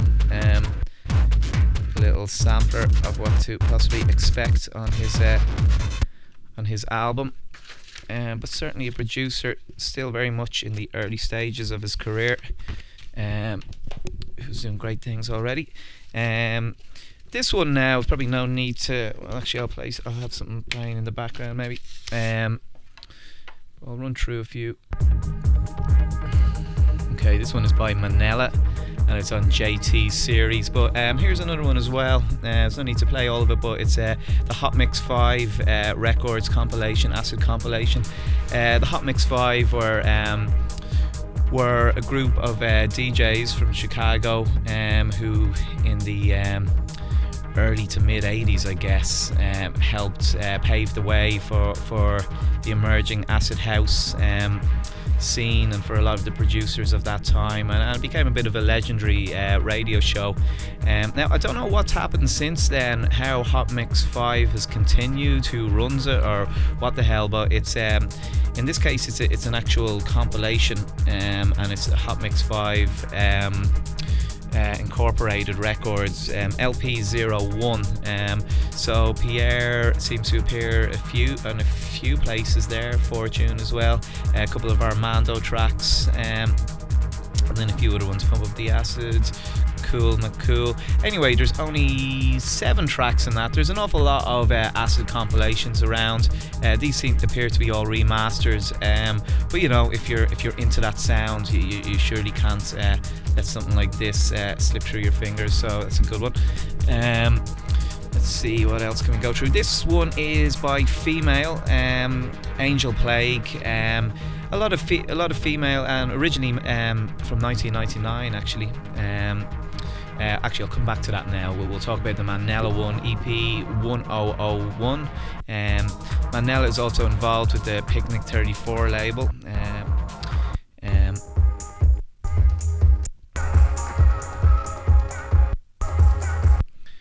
to the other side.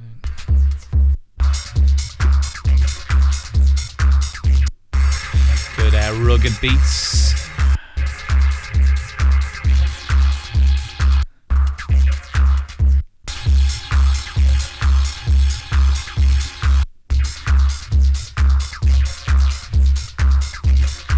Beats, but nice swing to it, albeit quite overdriven. This is the one. Quite different to the other tracks on it, but in a way, this I think this could be the pick from it actually.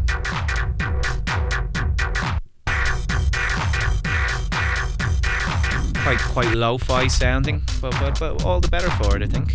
But yeah, Manella, who did a record recently on Picnic 34 with Marieu of the Analog Cops. He's worth watching out for. This one, and I don't know, I think it came out in the last quarter. A lot of people will know this. It's the Mark Broom record on M Plants.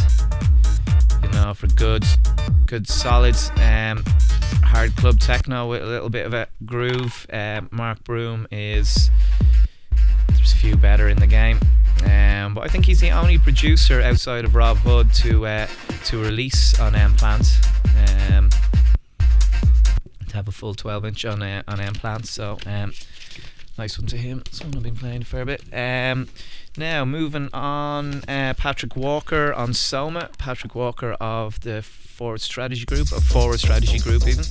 Yeah, he has a good sound.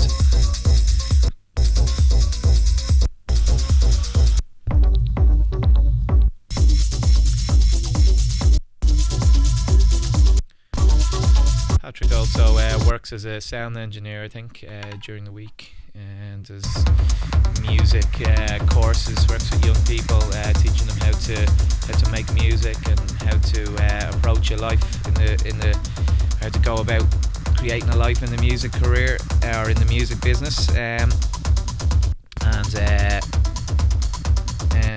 beyond that, he's still making some really good tracks. For a strategy group, there hasn't been as much of in the last few years. I see Bleaching Agent's doing a lot of his own stuff now as well. But yeah, it's great to see Patrick Walker pop up on a label like Soma. This one is by Andre Morant, who's a bit of an old hero, American techno hero. Somebody that disappeared for a while. He used to go under another alias called Jack Mackerel as well. He did a lot of records with on some of Glenn Wilson's labels of the time, like Compound and Template, some of which were under his own name, Andre Morant as well. I'll go through. Yeah, it's kind of back closer to kind of stuff he used to do. Yeah, not loads going on in them, but you know, they've a lot of pressure behind them. That one now is the one I like playing.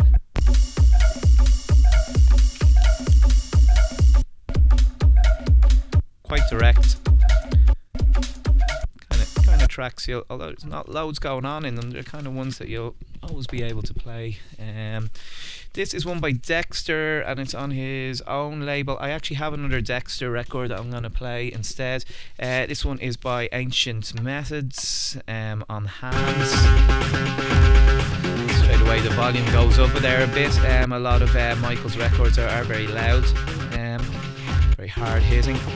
One of the producers of the last 5, 6, it's even longer now, you know. The first Ancient Methods record I think was in 2007, I remember, and since then he's really defined a particular sound. This is my favourite one off it.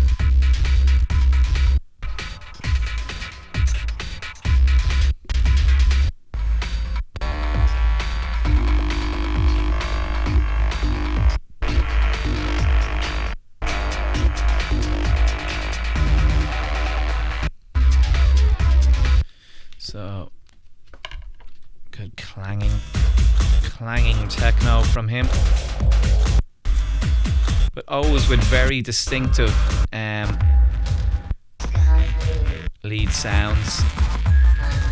A weird vocal there, but in general, Michael's his tracks are always very well mixed. You can always really, you know, when a new element comes in, you really feel it. When a lead sound comes in, it can sound very clean, and just you know, mixing wise, like a lot of people do industrial techno, their mix downs aren't always as clean maybe as some of Michael's stuff, but besides doing good clean mix downs, the pressure behind the kick and the bass are just, you know, formidable when you hear them in a club. This one is by Cesar, who are one of my favourite acts out there. Two guys from Manchester who do really nice broken beats, and who do deserve And actually, coming back, we were speaking about Tom DeCiccio earlier again, who I think is Manchester based himself. So I don't know if there's something about Manchester where a lot of people just get on with what they're doing and don't maybe don't then just get the attention they deserve. Somehow they just kind of keep the head down or whatever. But Cesar seems to be one of those acts as well. But they're slowly but surely putting out quite a lot, building up a really extensive discography as well. They've lovely rhythms, they really do. Yeah, I love their stuff. Their album on Frozen Border as well was amazing, and I think they actually had another version of that album that came out just on CD with a lot of other tracks as well. So they appear to be quite prolific as well. This one is on Field Records, I think. But you really can't go wrong with a Cesar Records. They're almost becoming one of those acts who I would not I wouldn't even think twice about buying one of the records. I just buy it on site. This one is an acid-y thing by someone called Smiley Virus. Yeah, similar to the Acid Works record, although maybe a little bit more shuffly percussion. It is something we've heard many times before, but whatever it is about these tracks, they just keep coming back and we keep buying them.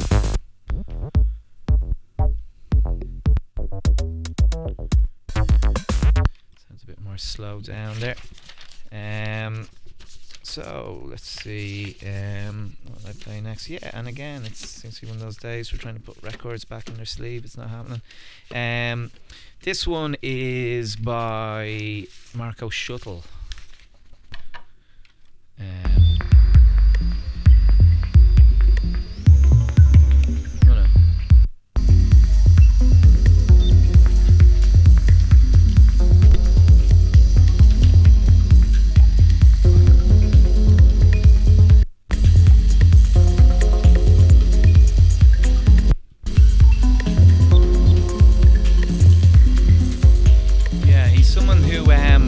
Talking about earlier how a lot of atmospheric techno, or a lot of techno, can sometimes be overly layered. Now his is atmospheric and it is very layered, but I think he's making great use of the stereo fields. The kick is still coming through really nicely and you're hearing everything in its place, and really nice kind of transitions in some of his tunes as well. This one actually kind of just does its thing. It's the other side that I'm preferring off this one.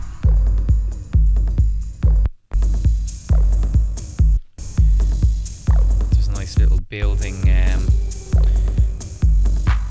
brooding acid line in there as well.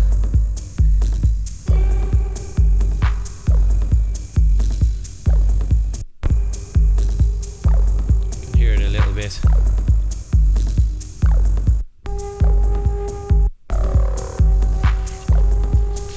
These kind of records are interesting because they're obviously made at a tempo that'll work in a club and stuff. They're not necessarily the kind of ones that you hear too many people play out. And certainly by the time that comes in, it's a fair bit into the track already.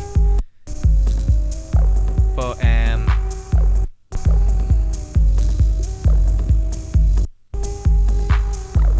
just for the depth of the production and knowing that it's, solid records with lots of nice little bits like that creeping in and out as well. It's hard to pass on a record like this. So yeah, that one's by Marco Shuttle, and that's what label's that on actually? I don't know. It's Marco Shuttle and it's on Erie. I think it's Erie is the name of the thing. Here's one on Balance, and it's by Mike Parker. And thanks Darko Esther for this, and some other records as well. Yeah, Mike Parker is he's certainly a master of this hypnotic techno sound. Sometimes I'd love him to just bring in a hi-hat. I think he's allergic to hi-hats a lot of the time. But that's what kind of can make it interesting for mixing with. A lot of the time we mix these kind of tracks in, and then the track does the work for us because the hi-hat comes in or whatever it might be. With these, if you want to play a lot of them, you actually have to subtly reduce the high end on the other track, and then kind of just let a track like this kind of just seamlessly sort of glide in, or just try to bring it in a different kind of way, in a smooth fashion. But you don't have the advantage with a lot of Mike's tracks where there's that hi-hat that will give it a little pick up, and then you can kind of just get rid of the other or whatever. So yeah, I think a lot of people know Mike's sounds by now.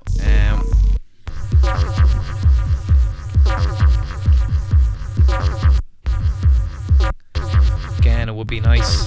I wouldn't have minded a little hi-hat. Maybe we could get a little petition going to present to Mike Parker someday about using more hi-hats. Who knows? But still a very complete techno sound.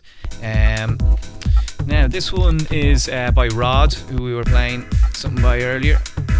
This one has a little bit more going on with it than the one that I played on Figure by him.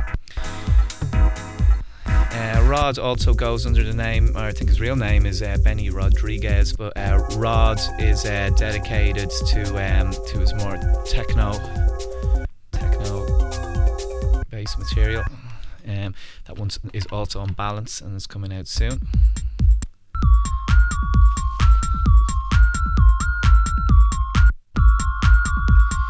Almost like old Steve Poindexter or something there. Nice one by him. Sounds a little bit more aquatic or something, that one. And now rounding off a trio of Darko Esser label related stuff. This one is by Bass Amro. Is that a little bit more restrained than some of the Balance material. This one is on Wolf School, Wolf School. We obviously played the album by Architectural earlier on.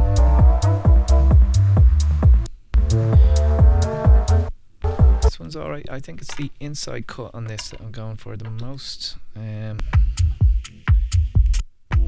a lot more restrained and houseier, really. This one.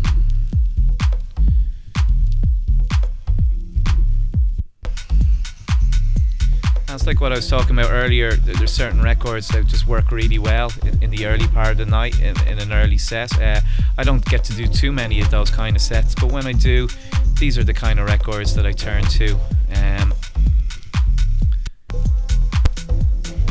Just to get the mood, the atmosphere going in the room. Slowly builds up as well. Yeah, nicely done there. I think that's my favourite off of that. We will have to skip through a few. So, is that second thing of Angel Plague? Shit, I don't know actually. Could be two copies over here. I will play it quickly though. Angel Plague. Oh, okay. So, this is some female techno beats from late on in the 90s.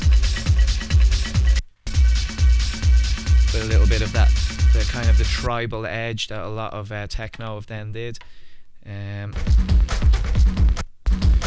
With his trademark broken rhythms. A lot of the female stuff, Peter Sutton is the producer's name, would certainly have had a bit of executive production by Regis, I'm under no doubt of. But there was always something just a little bit different about his stuff to the Surgeon and Regis material. about his rhythms. Um,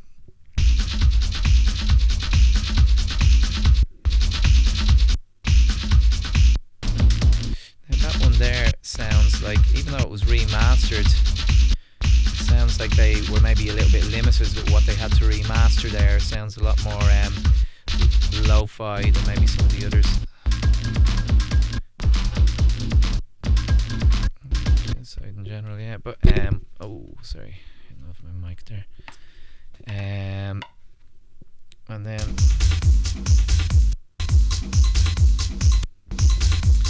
listening to it now, it's nothing groundbreaking, and it kind of sounds very of its time as well, but it's beefed up, it's remastered, and it still sounds quite useful. And actually, if you can get your hands on these, there's not too many of them, but if you can get your hands on the marbled vinyl version, it's very nice, as you can see. Now I'll tell you about this one now in a second.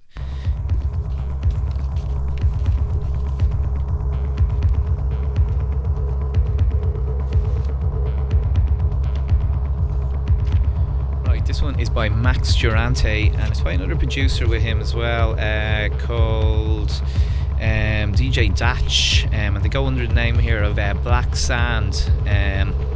Yeah. And thanks Tailored Communications for this very kind Christmas present.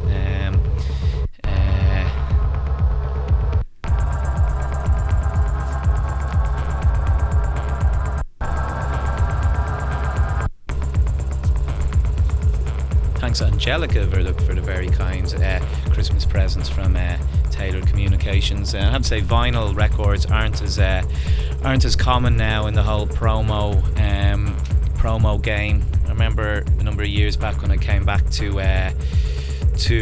reviewing records at one point, when I used to do it for a magazine here and there, and I remember the company saying, "Oh yeah, we wanted to send you stuff again," and I was like, "Oh, okay, cool. Well, by the way, I'm not into downloading, so like, you're just better to send me the record. So thanks a lot." And they were like, "Well, we don't really do that anymore. People don't do that anymore." And I was like, "Oh, okay." So then I kind of had to adjust to the new world, which was downloading files and stuff like that. Can't say that I've adjusted to it at all. I hate it. I hate downloading music with a passion, and I pretty much don't do it anymore. So now, so now it's really nice when obviously when labels pass on records, but also when promotional companies do as well, because it's not as common now, and it's very appreciated.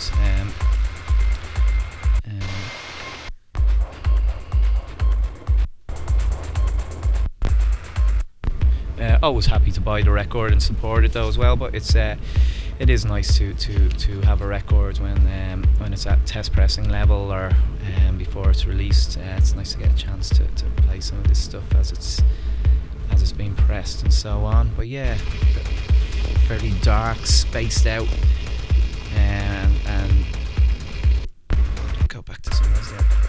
It's a little more bleepy there. And some of you will know Max Durante from his stuff on recently on Sonic Groove, but he has also done quite a lot of stuff going back to the late 80s. Actually, he's one of the original Rome rave techno DJs and producers. Bit of a legend, a really good DJ as well. Played at a gig with him in Berlin recently, and it was a 29th November films night. He was on the following day, and in a moment of madness, I decided to stay on in Berlin for an extra day, and I got to see him play. Actually, he played a really good set. This one is by Juxtaposition, and it is.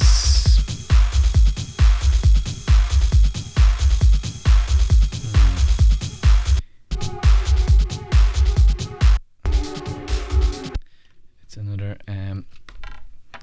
Marcus Hawks alias.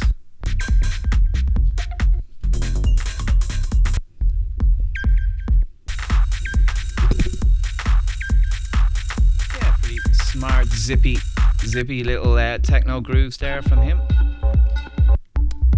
And he seems to be able to just bang the tracks out.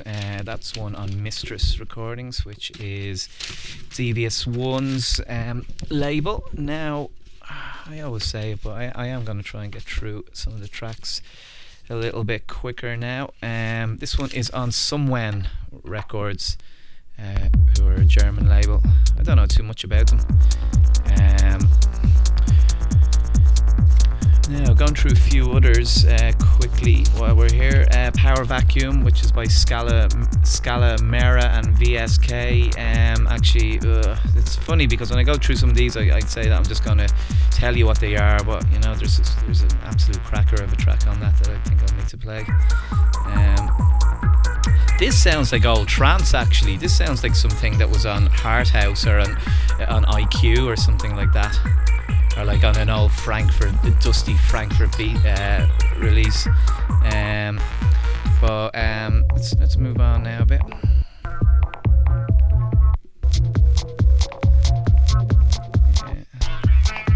Nice niggling groove there.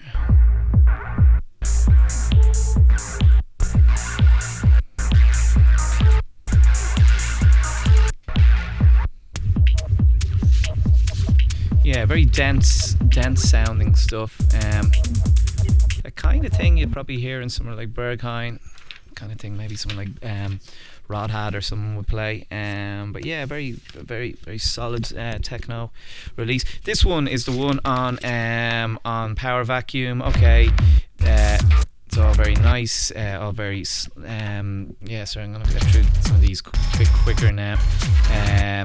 Nice is the wrong word actually. For this. I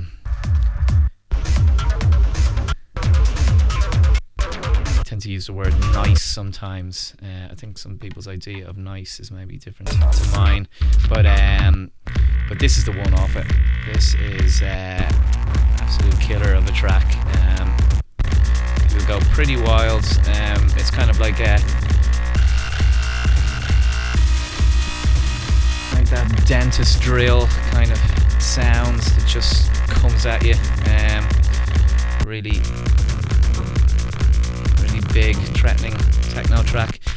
Not too dissimilar to some of the old, to some of the stuff that maybe Steve Stahl and Patrick Codinas did as Gaiden. This one now is a Tripio record, which is Darko Esser. They build up nicely up to the breaks, and then they kind of just go another direction. Then he's actually done that on both tracks. A lot more uplifting there.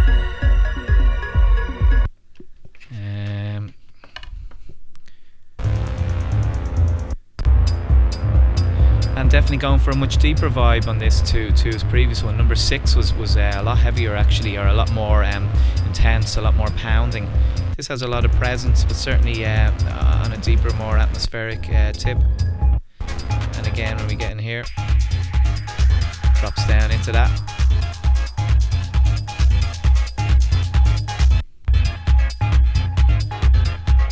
More of a shacking type offering there then, and then changes again. It's actually really really nice style he has on that. That's the Tripio number 7. I'm going to go through one or two quickly while I play one. This one from Fracture number 4. 3, 2, okay, we also have the 47, which is Tommy 47 IY, who we're playing now, and Bass Moy and Ritzy Lee. Again, another really solid offering of 47, which is Tommy 47's label. Every one of those has been great actually, so definitely worth tracking those down. I think a couple of them might have got repressed as well, so they're certainly in supply. Let's see, what else have we got here? One by Quartz on Warm Up, which is on Oscar Malero's label, and that comes with an Oscar Malero remix, as they usually do. Regis influenced kind of tracks, very heavy and intense. That's worth watching out for also. Getting back to this one by IY. I'd imagine this has been the one that has been getting a lot of the plays. It's a trick I've kind of, well, I don't know if it's a trick, but I've heard this done before. Maybe it was Sleep Archive that did it, where he uses a vocal of people saying different numbers, and you think it's going to go in the sequence of the number that it should, like 2, 3, 4, 5, but then a number starts popping up out of sequence, and it's kind of, it almost makes it a little bit confusing. And I think that's kind of what they've gone for here, and it's quite effective actually. And that's on Fracture, which is a Berlin label, I think. But yeah, the IY guys. Oh right, here's a bit of a sample from that there.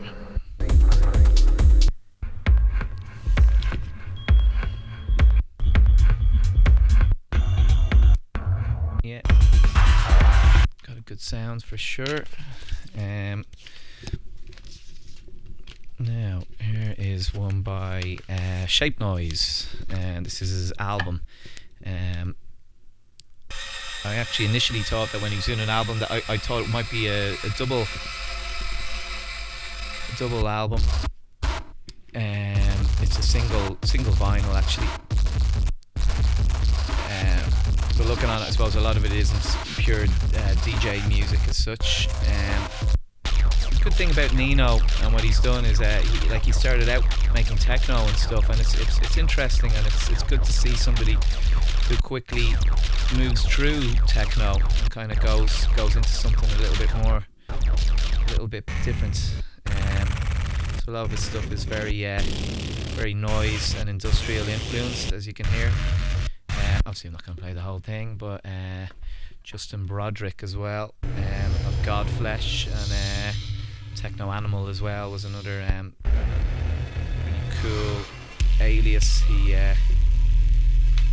used to record under with the Bug.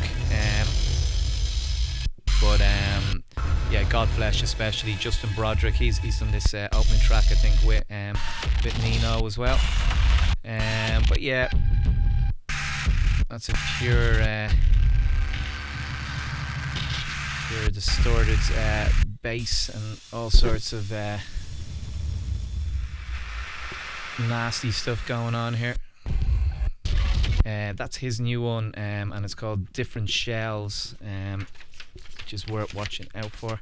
It's a new one by Lego Velt here. Yeah, it's turned into a bit of an epic quarterly crate this time around, and like I said, we did have a lot more records to get through. Actually, I couldn't have stuffed the crate any more than I did this time. Here's one by Lego Velt on Unknown to the Unknown, which is DJ House's label. Yeah, nice acid vibes. Kind of a kick drum on that side to the other.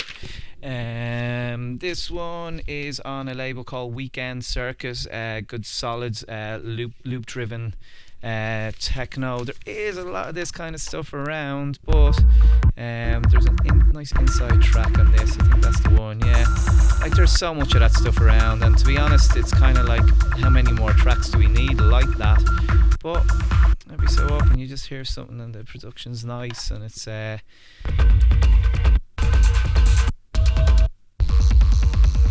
yeah, in ways I think there's been far too many of these types of records coming out, but you know, you hear one or two that just catch your ear again, and it's like, if you like a sound, you like a sound. So it's kind of hard sometimes not to pick up records a bit like this. That one is by a guy called Alderan, and it's on a label called Weekends Circuit. Now next up is a track on Null and Void.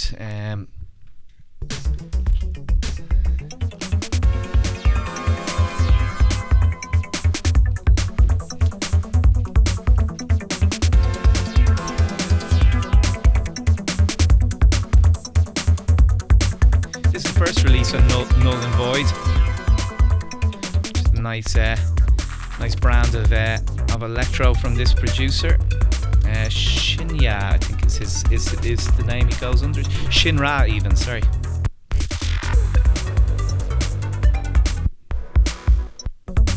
Yeah, some playful sequences in there.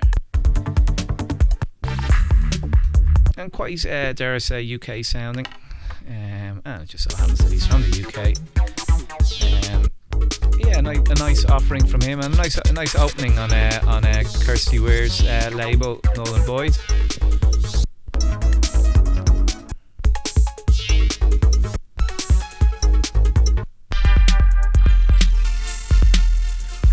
There's a lot of bass under there. Actually, you can really feel it even in the headphones here.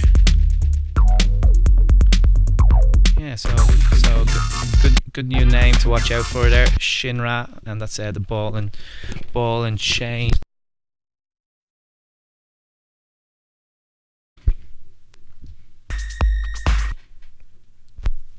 Okay, so now there's one on this is one on Bomb Trap, and the cool thing about this Bomb Trap thing, and thanks very much guys for sending me these.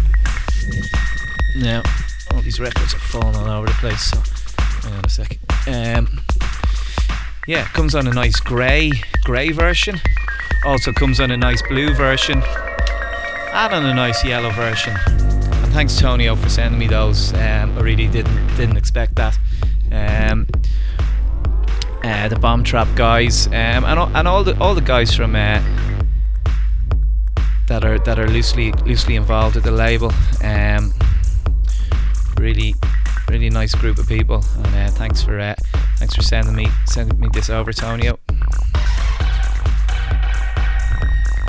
Now this is a collection of remixes, and Mascon, Dave Tarita, DJ T1000, Alan Oldham, all these people are involved, and then there's remixes by them as well.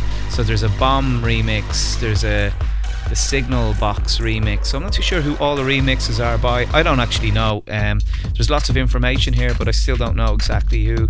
But Bomb Trap have been going for 10 years now. This is their 11th release, so they haven't been necessarily putting out releases every 5 minutes. But when they do put a release out, they put a lot of effort into it. And as you can see there, they've done 3 different. And I'd imagine there must be a black vinyl version as well. It's amazing.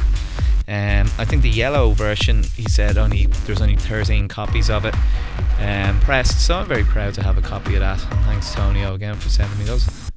Yeah, a nice range of wobbly and ravey and bassy techno styles. Of course, the Bomb Trap guys are very influenced by the old Brighton techno sound, or Edinburgh techno sound of people like Neil Landstrom, Christian Vogel, Subhead, all these kind of people. I suppose Subhead came a bit later, and they're not from Brighton either, but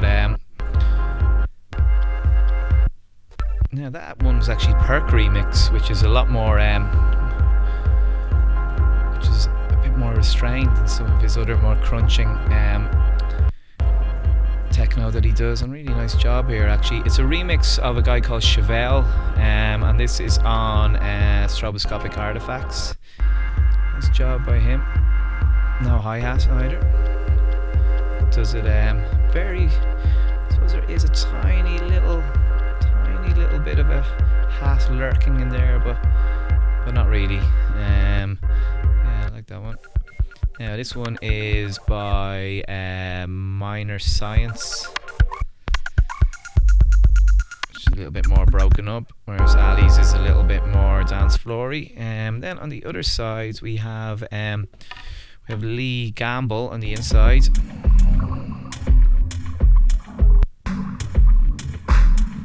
which is quite slow. You could put a 45 if you wanted. I don't know if it's meant to be. And then we'll go to, let's see what's happening there.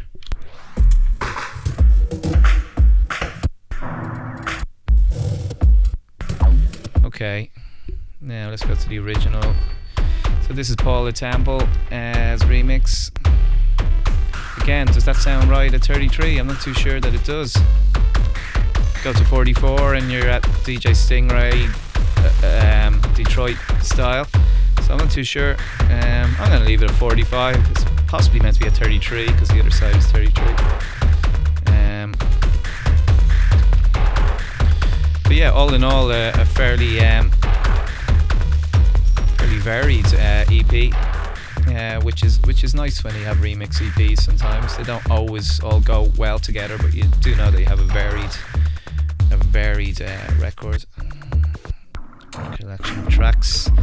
Okay, so we played that one. Right, so we're nearing the end, and the end is in sight now. Answer code requests. Yep.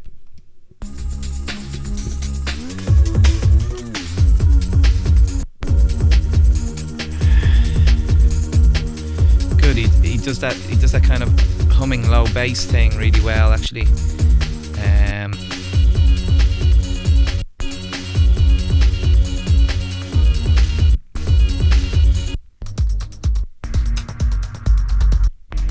Well, not ultra low bass, but you know what I mean.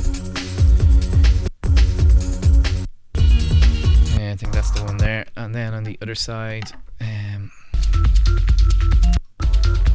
straight ahead. Good to have a few of those. And this one, is that on MDR Records? Yeah, number 18. What else do we have now? This one, Postscriptum. I won't play every single one, although they're kind of like my famous last words, aren't they? This is another one by Answer Code Requests. Okay, and I'm going to quickly go through a few here. Here is one by Drone Lock and Ontal. That's on Shadow Story. And like I was saying earlier, anything to do with Ontal is pretty good. So watch out for that one. This is the remix. It's on Blue Hour. The Blue Hour remixes EP, the first one on that label. All the releases so far have been by Blue Hour himself, which some of them have been pretty slamming techno releases, but over time it started to take a more sort of melodic edge. In fact, I guess one or two of the early ones were too. There was a few real slammers on them too, but with this now and with his choice of remixers as well, I think he's picked them really well. This almost sounds like an old, I don't know, Laurent Garnier track or something like that. It's really well done. I wonder if does it signal a bit of a return for some of this kind of this sound. There's certainly a little bit more of it knocking around, and people like Answer Code Request are doing it. But that kind of where the bass line is a lot more prominent. This one then is by Marcellus, which isn't bad. I think it's going to take a lot though to beat the Answer Code Request remix on that. Steffi's is a good.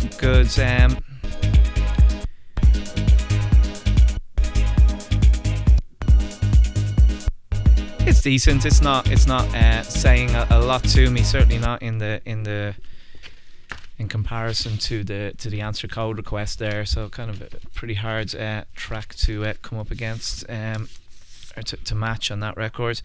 This one is Unknot. These are Italian. I think there could be two of them. I've spoken to one of them before. I think it's two producers involved. Maybe it's just one. Maybe I'm wrong. But this is the second Unknot release, I think. It's not as out and out heavy as the first one, actually.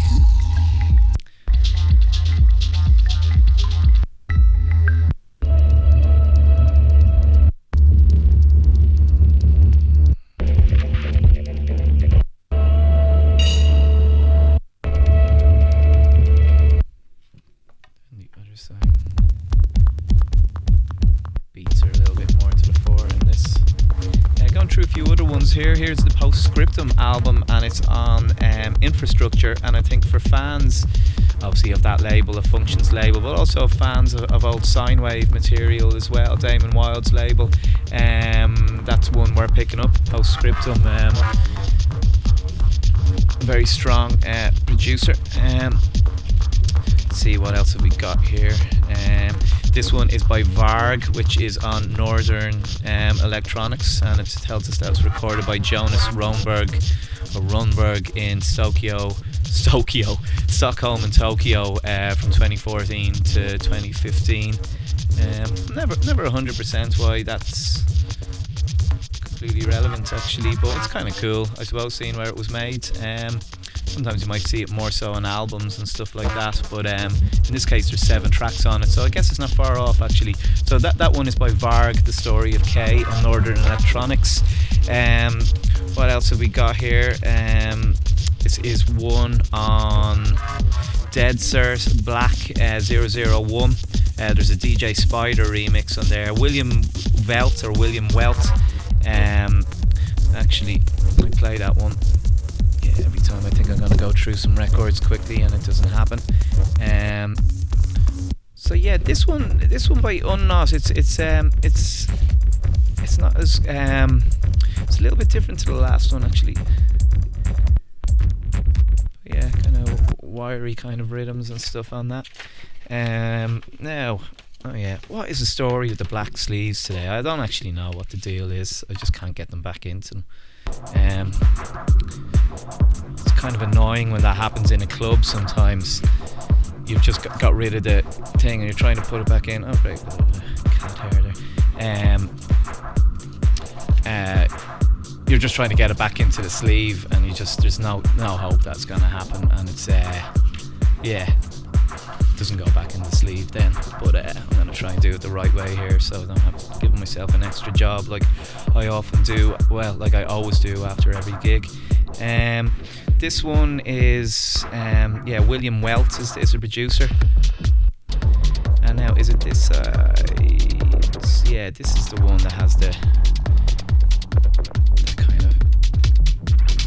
kind of crawling textures in there from DJ Spider. Yeah, some of those bits that kind of just pop out.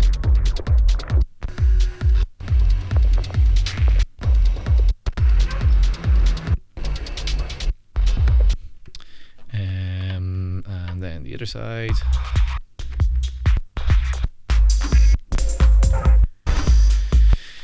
Is fine, yeah.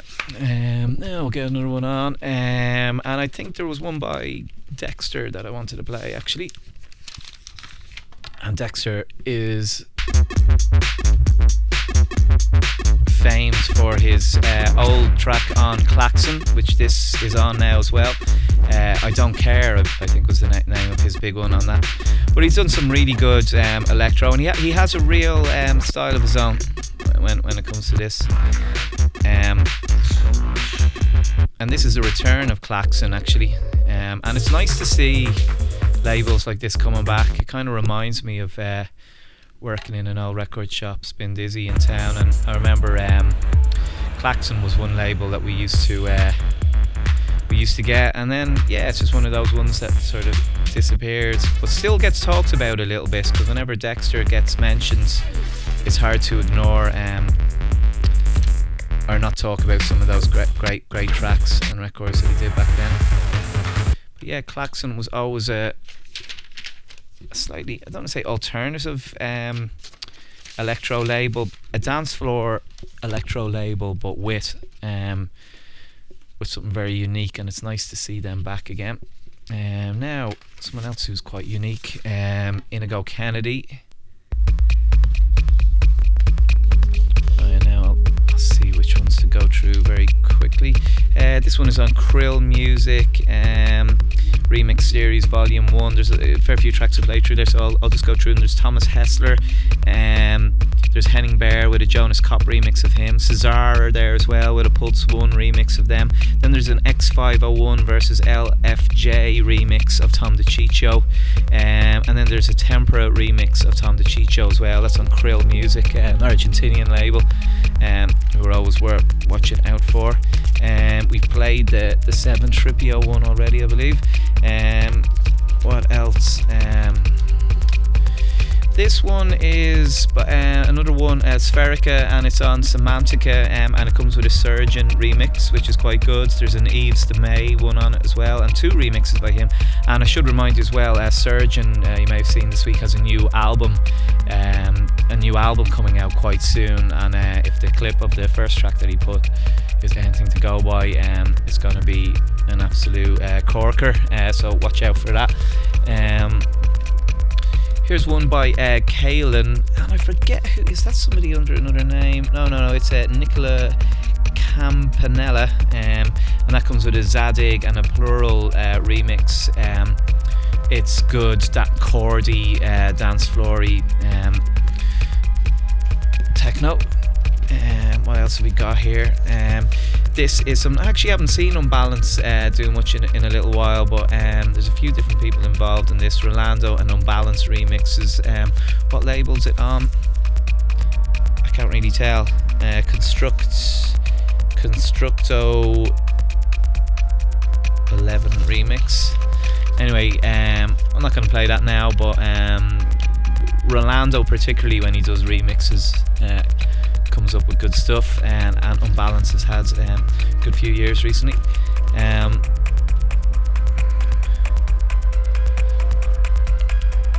This one is by Mora, and it's on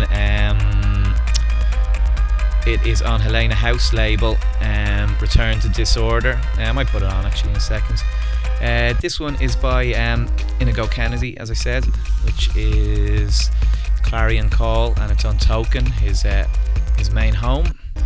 And what's great to see is Inigo is how he balances his own, this kind of style, which isn't like his the original style that a lot of people know him for, but it's a style that he developed over years, that's a lot more musical,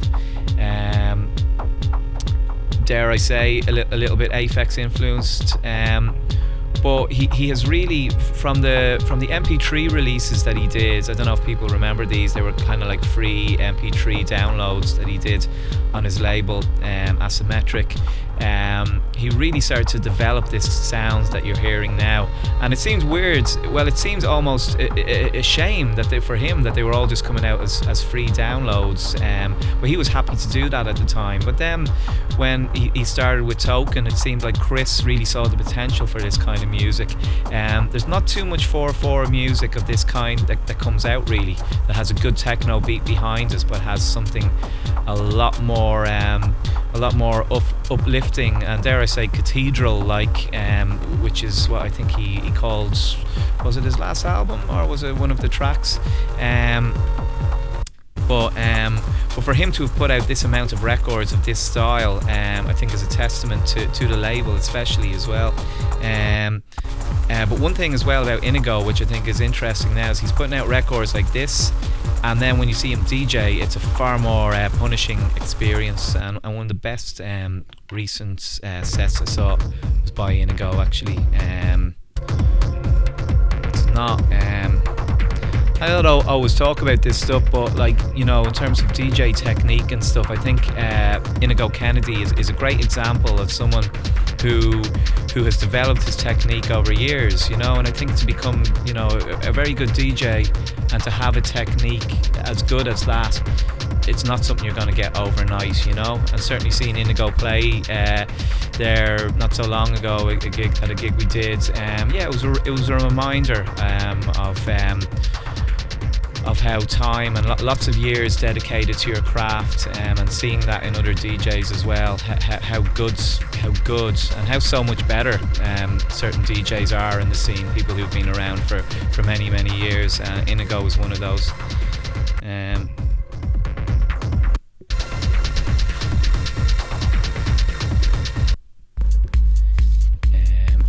This one on Token. A big shout out to Chris as well, who recently had a very serious accident. Was in a very serious car accident, and has been taking a number of months to recover from that. But as many of you may know, he was back DJing again recently, and best of luck to him this year in having a full recovery. Actually, I think out of the three tracks, this is probably the more accessible one that you might play out quickest in a club. Would be for me anyway. But yeah, another solid offering from Inigo there, and we're in the home straight now, I think. This one is by Mora, not M-A-U-R-A, it's M-O-R-A-H, and it's kind of like slow down acidy stuff.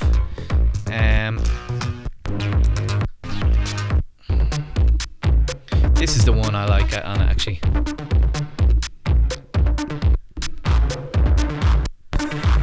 And obviously, Helena Hauff has built up quite a big name in the last few years. So anything she does now carries a lot of weight. So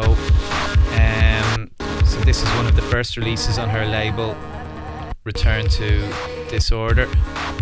That side's okay. It's more about the inside one on the other side for me, I have to say. This one, computer controlled. This is, I'll tell you now in a second who it is. This is on Nez's label from Belfast. Really good DJ actually. Chris. Who's this one by again? It's Chris Moss Acid, I think. Who's been another great new name on the scene in the last couple of years. Did stuff on Don't. I think he's done stuff on Shipwreck, and he'll no doubt be doing stuff on various labels. Yeah, great acid stuff from him. He had a record with DMX not so long ago actually as well. But yeah, Chris Moss Acid, Righteous Acid Beats. I like the acid line in this. It reminds me a little bit of Nervous Acid by Bobby Condors actually. Yeah, I love really busy drum patterns there. Yeah, but Chris Moss Acid, again, I forget who I was talking about earlier on, but where you can kind of hear, I think it was Spaces actually, but when you hear their tracks, you just kind of go, you know, if these people were to play live, and if they do play live, it's going to be something. This one's by Martin Hare. It's actually out a little while. I think we're up to Don't number 30 by now. Jerome's is the next release, and Tobias was number 29. This was number 28 by Martin. He's putting out a lot of bangers. Premonitions is the name of this one. And he's another guy that I think deserves more attention at the moment. Particularly that track that he did with that record he did with Joe Farr and Layla was exceptional. One of the tracks particularly on that, and then he did that track on the Auto Fake one as well is brilliant too.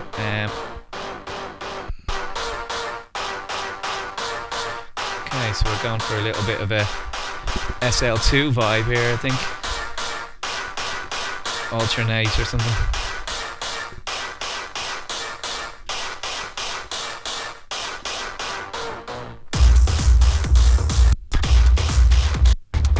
Actually haven't heard Martin do a track like that before, but yeah, he's someone that's really in form at the moment. Right, I'm gonna put on something from this while I guide you through a few others, and as time is getting on a little bit, I really do have to run through some of these a little bit quicker.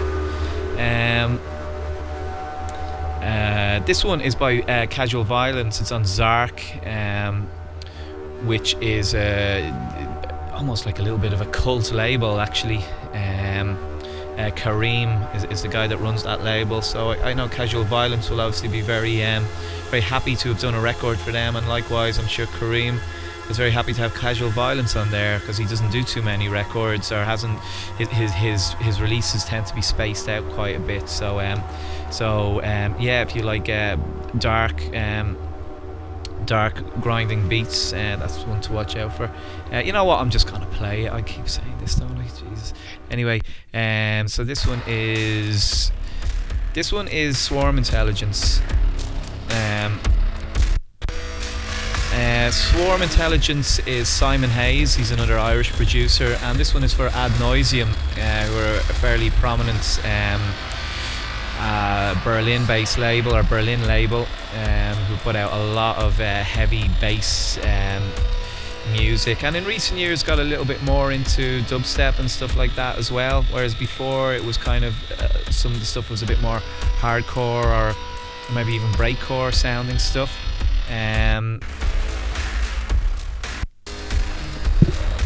Now this one is kind of almost on the edge of metal, some of it. Not a million miles away from Scorn, Mick Harris, or that kind of sound. One of the things about Simon's music is it's become a lot it's become a little bit more stripped back. A lot of his music before used to be a lot more layered, whereas now I think he's stripped it back a little bit more, and he's making a lot of his individual sounds work a lot more.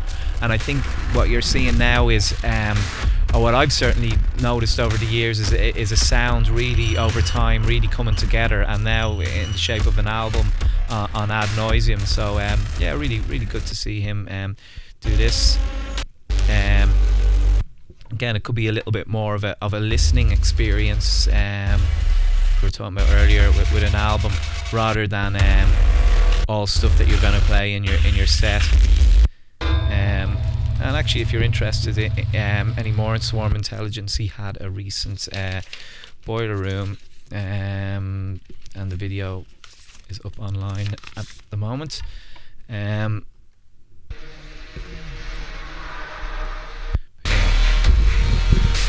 We'll get a few more beats on this. This side C is where there's a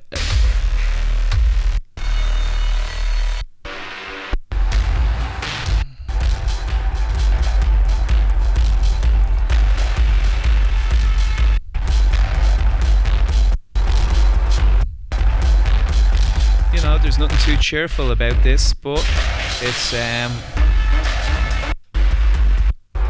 pure and it's mean, and it's Swarm Intelligence. So we'll go on to the D side, and then it's really.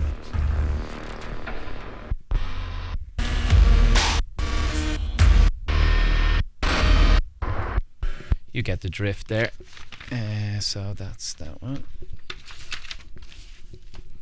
And then Tinfoil Tree. I can't remember too many records of my own that I've played on this, but it's the next Tinfoil record from me, and Defects from Defects and I. It's the A side. I'll flick through very quickly. It's actually out. Should be out in the next week or two.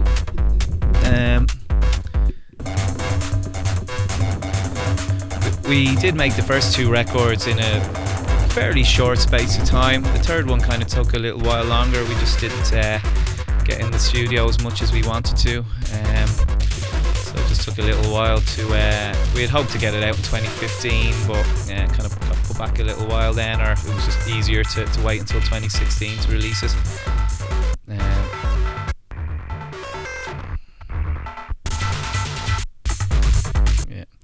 This one actually, the A2 was one we probably made closer to the time of Tinfoil 2, so maybe the production sounds a little bit different, but yeah, we're both pretty fond of this one, I have to say. Had a lot of fun making that track. And then this B-side tunes.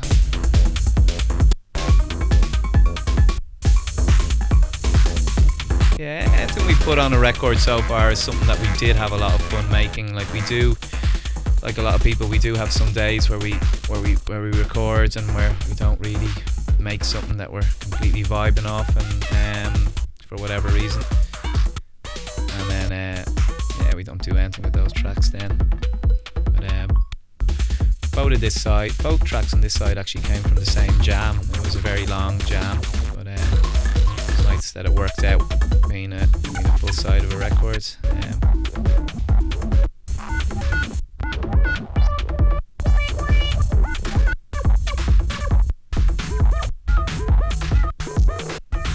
Anyway,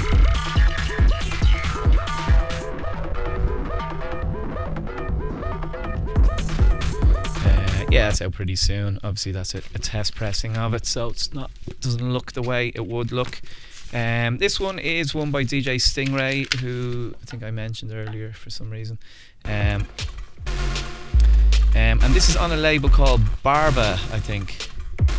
Yeah, it is called Barba actually. And I was talking with the guy who runs it, because he was he had seen the Alex Cortex record on the last thing, and I think on the last release I was kind of looking for the label name, and I think he was saying like, oh, we'll have to make it clearer on the record. I'm actually wondering on this record where, oh yeah, here it is. It is very clear on it now. Barba is the name of the record label, and it's actually got an Aubrey remix on it as well.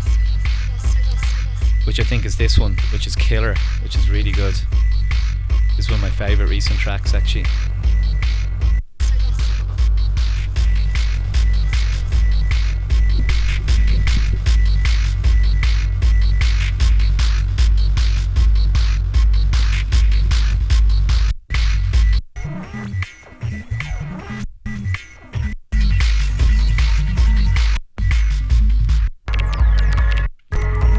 Changes entirely. That's a crazy one. What side is that actually? I'll just make sure that is the Aubrey side. That's the B side, and yeah, that is the Aubrey remix. Stingray tracks are pretty nice, and I'm a big fan of his. Yeah, I think the inside tracks on each side are the ones. They're my picks anyway. Now, where have we got? Witch, then. This is one on Layla. This is fairly fearsome stuff.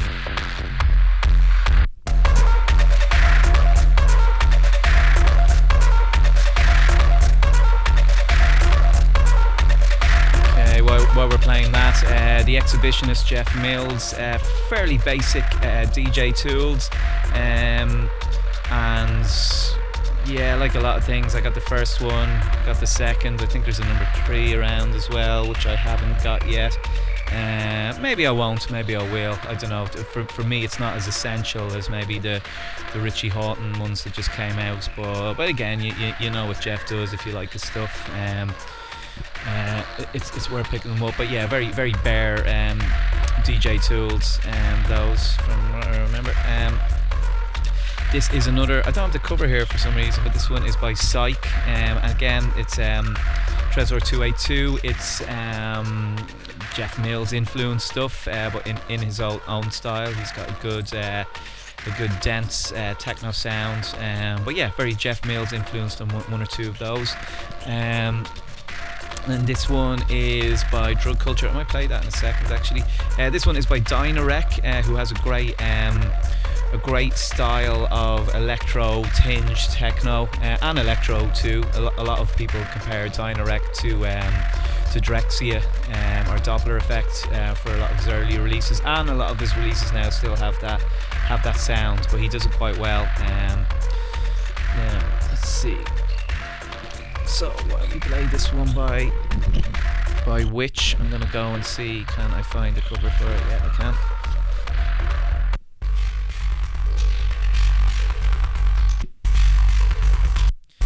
On Layla Records, which is an Amsterdam bass label. Again, pretty punishing stuff, and there is a lot of upcoming Dutch producers and labels and party organisers that are just really into the harder techno sound, and it's nice to see some of them set up their own labels as well. Layla has certainly put out some strong hard techno releases, and there's another one by Witch, young duo from the UK.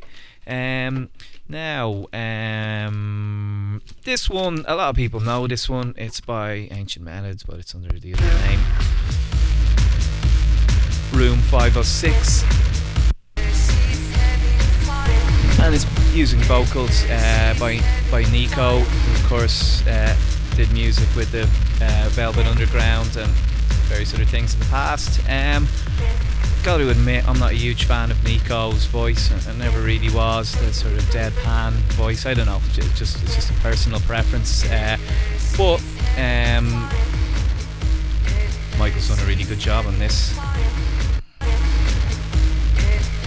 And for a lot of people, it was if it could be called, it was a bit of an anthem for some people this year, which is a funny word to put on an industrial techno track, but yeah, anything Michael does, he does well. It's not my favourite Ancient Methods or Michael related records, but certainly has been a big one for him. Now moving on, we're nearly there. Actually, I do want to play this one. Got got a little bit of that Regis sequence in it, and there's a lot of people that are doing that, and it's it kind of can sound a little bit by the numbers, but you know, if people do it well, it's like someone else that does it is Furter, the guy, the Argentinian producer. Now this is on a label, Falling Ethics. I'm not sure if this one is by Pearl or if it's by the Transhumans.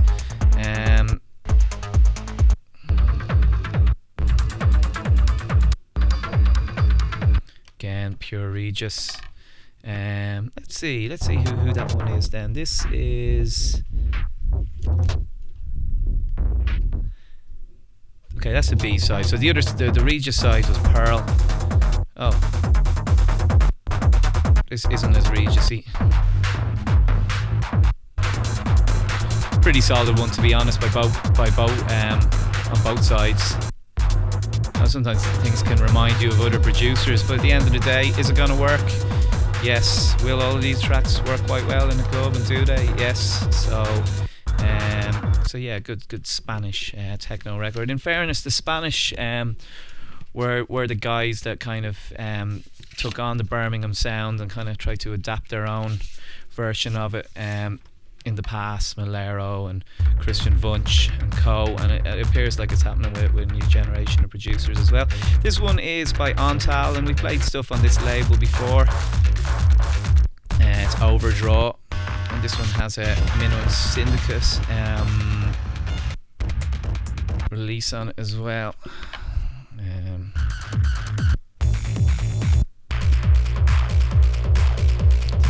Minimum Syndicate one.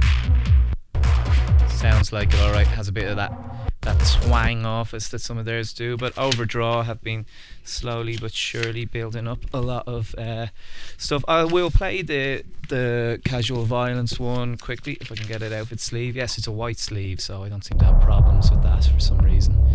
The black sleeves seem to present problems for me for some reason.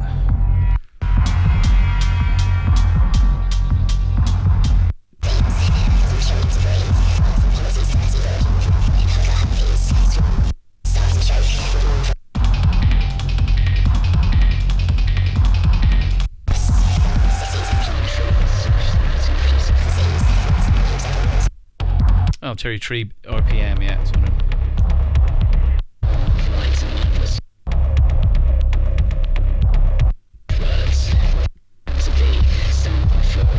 So yeah, some fairly morbid.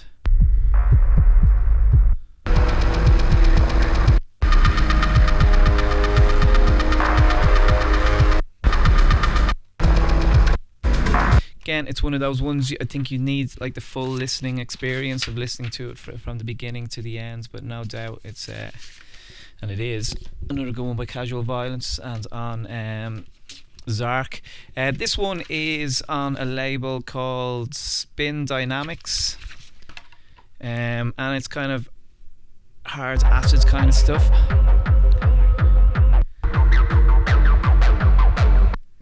A bit like old Woody McBride or something. A few strings popping in and out, or there was. Acidy one there as well. So Collision was the first producer, and after that was MF Machinist. And then on the other side we have Asphalt Pirates, which is this one, which is very fast and fearsome, almost Spiral Tribe style techno. And then the inside then we have this, which is a bit different to all the tracks on it, and arguably the pick. It's a nice layer of bass that just drops in here at some point as well, from what I remember. A heavier kick there.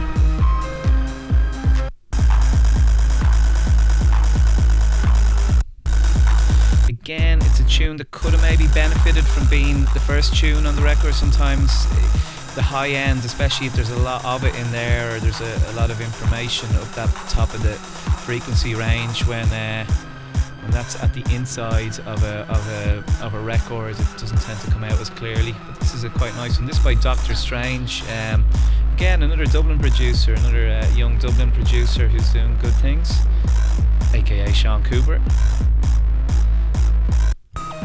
Nice one by him. I haven't actually seen so many records by him recently, but it's a nice offering by him on that. Now let's see, we're nearly there. This is an acidy thing, and it's by someone called DJ Wank or something like this. Yeah, it is actually.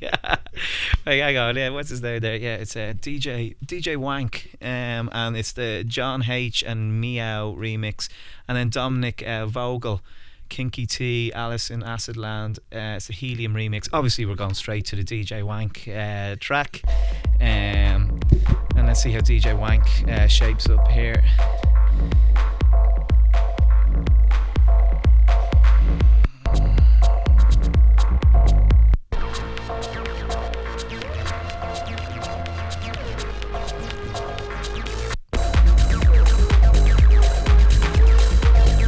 He's obviously doing more than just wanking in the studio. He's put together a fairly decent tune here. Not exactly what I expected, actually. Yeah, this is the one. I think this was the one that I more so got it for.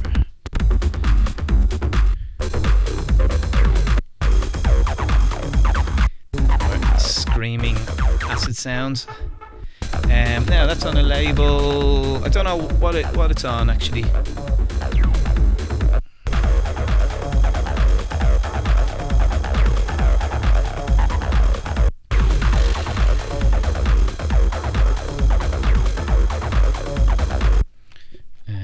Nice one. So I forget what label that's. So C027 is the name there. Now I'm nearly there. This one is on a label called Ink Blots, and it's by Haiku and Mike Parker. Now Lorenzo, who runs the label, actually gave me a sticker. It was number 35. I do have the sticker, Lorenzo. I am going to put it on the record, so don't worry. And thanks a lot for that. But these are ultra limited. And it comes with kind of like some sort of screen printed. I don't actually know. I'm not an expert in how this would have been put on to the kind of PVC or plastic cover. I don't know anything about that kind of stuff, so I'm not going to pretend that I do. But either way, it looks really good. It's a lovely sleeve, and it says Ink Blots at the back. And the tracks are good too. And Haku is actually Lorenzo. Now these ones sound like, I thought these ones were him, but then when you go to the other side, you hear what sounds like what must be Terence Parker, Mike Parker. Now this says side A, but this sounds like it must be Mike Parker.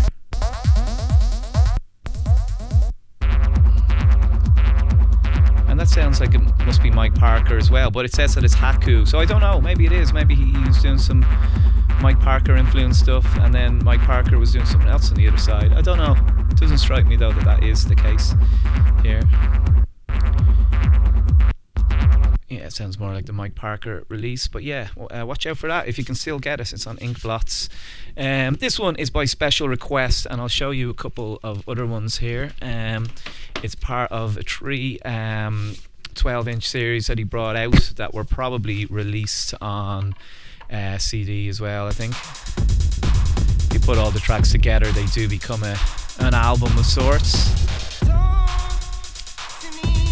Modern Warfare 1, 2 and 3, all old school sounding records. Now some people's not complaints but observation of people that I spoke to about this, they said, oh yeah, but it doesn't sound like it sounds too clean. It sounds like the old stuff, but it sounds too clean. But like the way I'm thinking is yeah, but they couldn't sound clean then, some of them, because of how they're making them, you know what I mean? Now now Paul Wolford has the chance to actually sound cleaner and you know, make bigger, better produced records. And I have to say, this is probably my favourite one off it. If it sounded just like the old records, maybe there'd be no point in doing this. But I think he's put a nice little slants on it. This one is called Take Me. This has been the one that I've been playing the most, I have to say.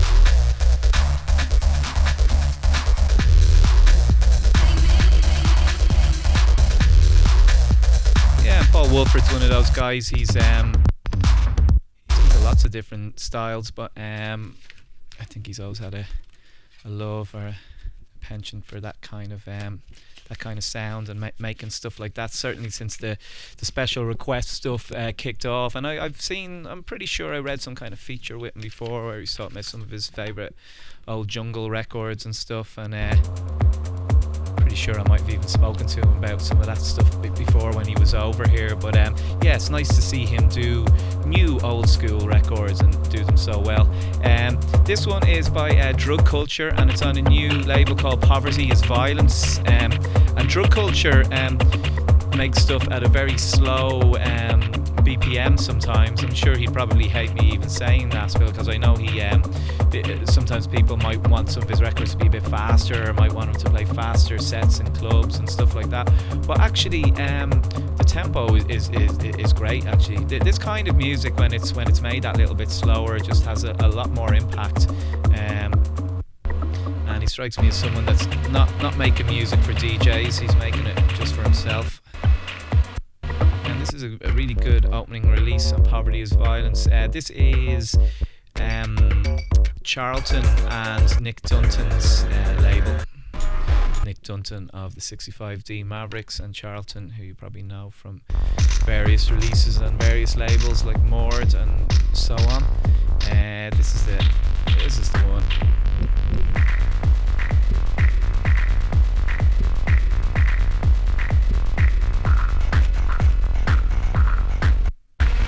Yeah, it builds up nicely here. Tension.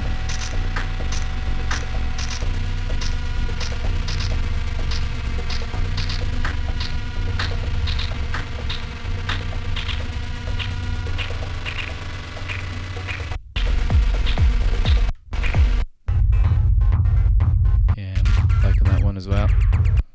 That side in particular, I think, is very strong. Now, I'm not too sure how long ago this came out.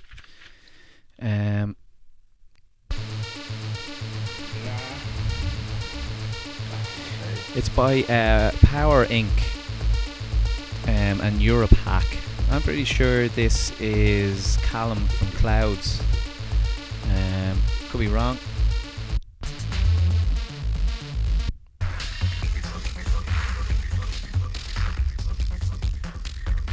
And it's on a really good Glasgow label called West End Communications.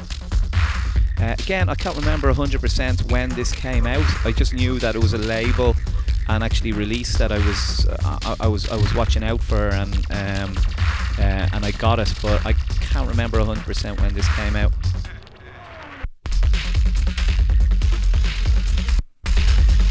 Rave-tastic. Again, I like sometimes when there's 3 tracks per side.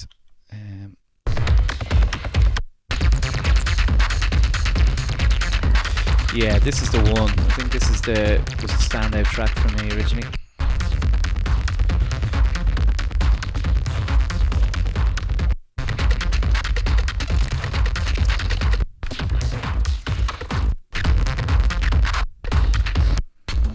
Not far off that kind of overdriven acid sound that Paul Burton can do sometimes, but I think there's all sorts of crazy rhythms and stuff going on around it as well. It's good. Everybody else just used to talk and whatnot, and at the rate it was like a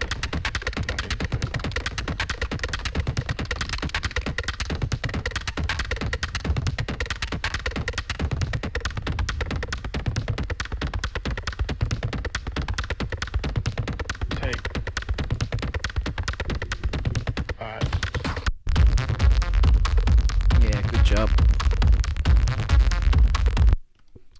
from him. I'm pretty sure that's Callum from Clouds. Maybe it says something here, does it? No, doesn't say exactly. This one is by Function. It's actually got SCB, which is Scuba remix on it, and it's got a DJ Pete remix, and it's got under the name Substance, and then it's got an original there by Function, which is a nice deep dubby kind of thing. Here is Des Williams.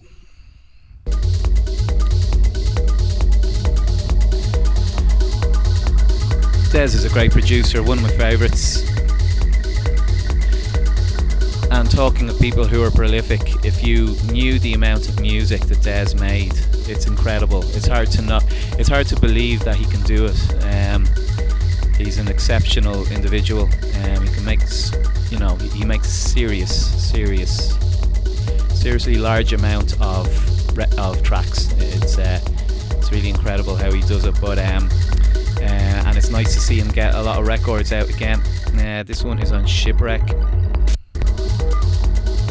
And he does a great range of stuff as well. He can do anything from grooving house to deep techno to the best electro you're gonna hear, to like acidy stuff, to fast 90s inspired techno.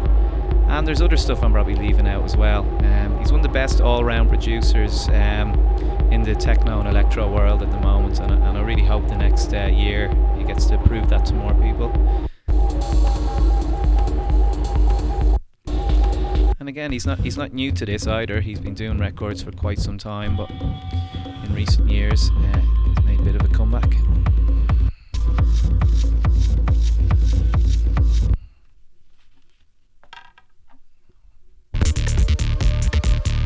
And then some of his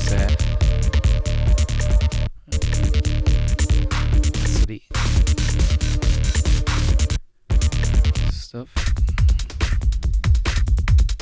Yeah, and he does these really rolling kind of machine gun. I don't know the best way of describing them, but he has this really there's a real intensity about some of his electro tracks. They're just really snappy and just coming at you. They're very, very in your face.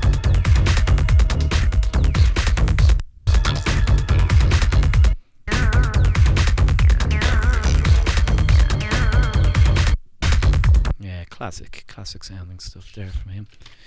And then we're nearly there. Actually, I'll go to one that sounds a little bit electro-y as well. This is by LA4A, and this is on Delft. Who I have to say went from the nice blue and white covers, which I've complimented on this before, to then white cardboard with inner white sleeves, to now the pure white paper sleeves. So a little bit of a transformation in how they look over a bit of time, but and certainly the music has been changing a little bit as well, because I don't remember an electro track like this on the label. Now LA4A, I could be wrong, but I think it's Ambivalent. Some of you may know from some of his techno releases and stuff in the past. But Delft is a really, one of the great additions to the scene in the last few years. Put out a lot of acidy and slightly retro sounding tracks with a very modern production style. There've been very few of them that I haven't got and haven't played.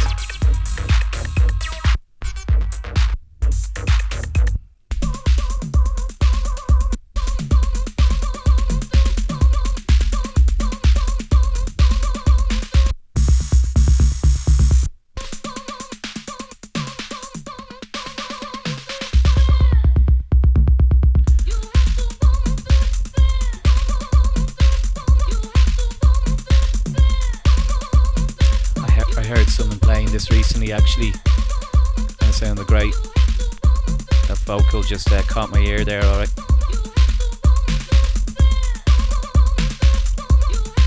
Yeah, that's sick. Really good. really nice one from him. And it's nice to see a label that aren't losing any quality as they go along. Sometimes people put out records and they're getting into a handy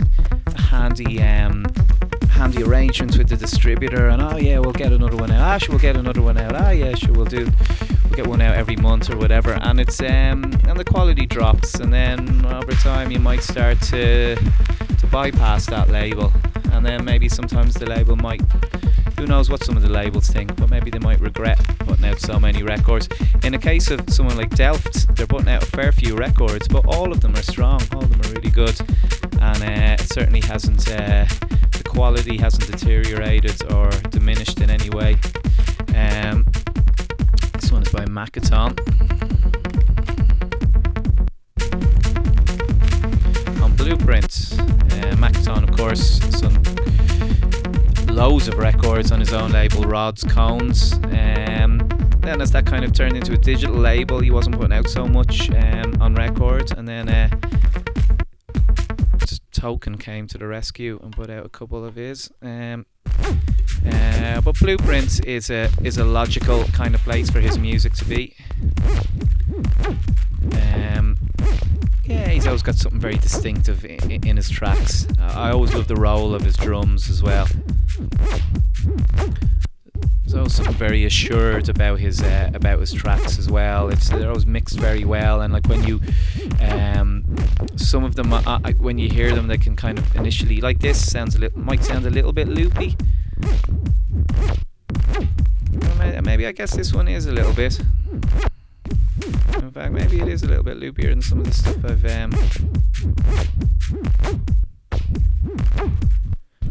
but there'll always be something a little bit weird about one of the lead sounds or how it evolves that just keeps you engaged. But he's certainly someone that understands how to work a floor. Certainly when he introduces new elements, it always comes at a really good time, and it's just like everything just condenses in together. The bass drops. There's a few tracks of his I can think of like that where where when you play them, they just have an awesome impact. This one, I have to say, is a little less. It has a few less features than some of his other ones. I'll have to say it's not my favourite Makaton record, but I have still played it. I think the long side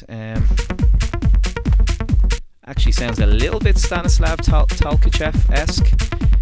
Knowing Steve, though, he probably hasn't even heard a Stanislav Tolkachev record, and if he has, he certainly wouldn't be copying it.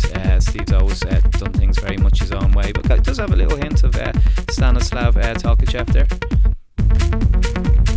Yeah, there, bass drops nicely, but yeah, that's certainly the pick from there. And now I think we've had one appearance by a Hartnett, albeit through his artwork earlier in the show. This one is actually, it's on Oscode Exile, and it's not out yet. This is like a test pressing, and it's Fran Hartnett, the Blood Wave EP. Now, which track is this? I think this is this Blood Wave? I don't know. Yeah, this is Blood Wave. Fran has a very distinct style, and someone that probably hasn't got out as many records as he should have at this stage. Some of you may know him from some of his tracks, and particularly his release that came out on Audio Assault. But I remember particularly around that time, Surgeon became a huge fan and regularly plays a lot of his tracks. But Fran is one of the legends of the Dublin and Irish techno scene. And it's great to see him getting new releases out like this one. This is coming on Oscode Exile. We played one before by Oliver Roseman on this label. Yeah, Fran does a great live set as well, which is worth checking. All machines. I don't think he uses a computer actually. Yeah, I was waiting for this guy to start talking. Let's go into there.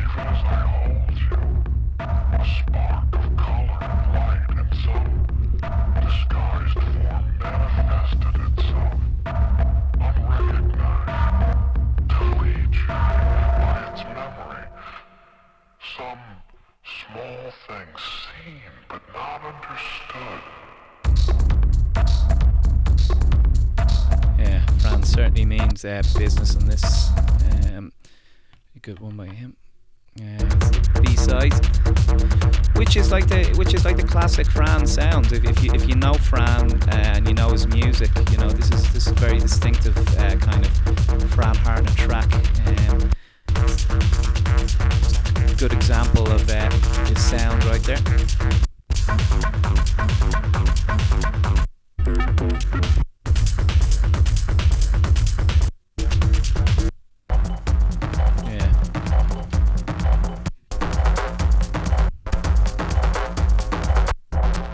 Really thundering beats and great synth action as well on that.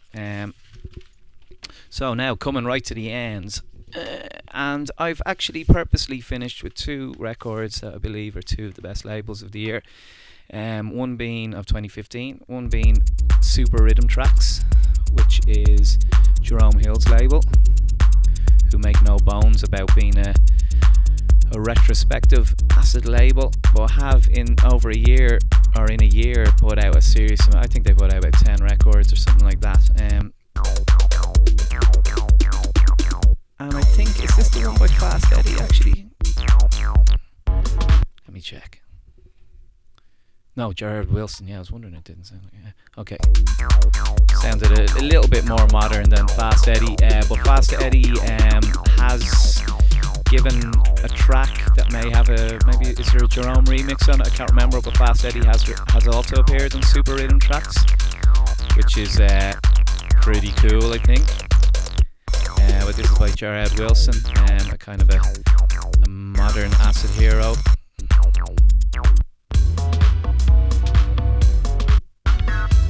Yeah, but there's literally wasn't one of these releases that I haven't played or haven't really got a lot of mileage out of.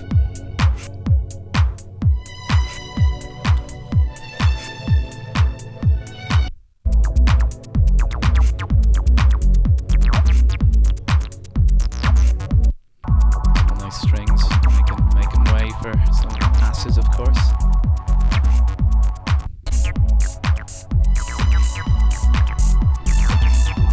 Yeah, and shout out to Jerome Hill for bringing and introducing one of the best new labels to the scene. It's funny, at the end of 2015 you see a lot of lists and all sorts of stuff flying around, and it's amazing how some of the absolute best record labels don't even get a mention, and Super Rhythm Tracks would be one of them without doubt. I'm not sure why that is the case. I'm not sure what goes on behind the scenes. Maybe it's because a lot of journalists or a lot of sites aren't DJs themselves or don't collect records as much as the next person. Who knows what the reasons are. You know, obviously a lot of the labels that get included in these things are doing great things themselves, but I was surprised to not see a label like Super Rhythm Tracks not figure in any of the kind of lists or stuff that I saw. Definitely one of the best labels of the year. And of course you don't need to be a DJ to be following techno music or electro music or house music to know what's going on, but I think this was a label that got played by quite a big range of DJs over the year. But yeah, Super Rhythm Tracks. And then finally, and this was a little treat or an unexpected one. I didn't expect it, I have to say. Neville Watson and Don't Be Afraid. I don't have loads of Neville Watson stuff, but the stuff I do have has always been go back to this one because that's the one. Neville Watson, yeah, Don't Be Afraid. They're an English label run by a guy called Semtech, I think, and all year they've been putting out great records. Every single record they put out has been great. I don't think I've missed one of them. There's some of them I need to get second copies of because I've worn them out. And yeah, what a great label. So it's certainly, it must be in top 3 labels of the year for me. If I was to have a list, I don't have a list. I'm not really a list type of person, but if I did have a list, I think Don't Be Afraid would be very high up there. It's by Neville said. Just a nice range of tracks on this one, and just really, really well produced. You wouldn't even have to think twice about playing one of these. You just know it's going to sound amazing out. You can almost feel or hear or see the reaction some of these tracks could get as well. Like, that's serious as well.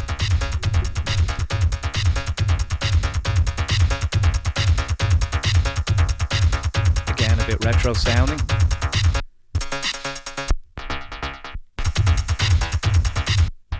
Yeah, a lot of punch to that one. And then finally, this one.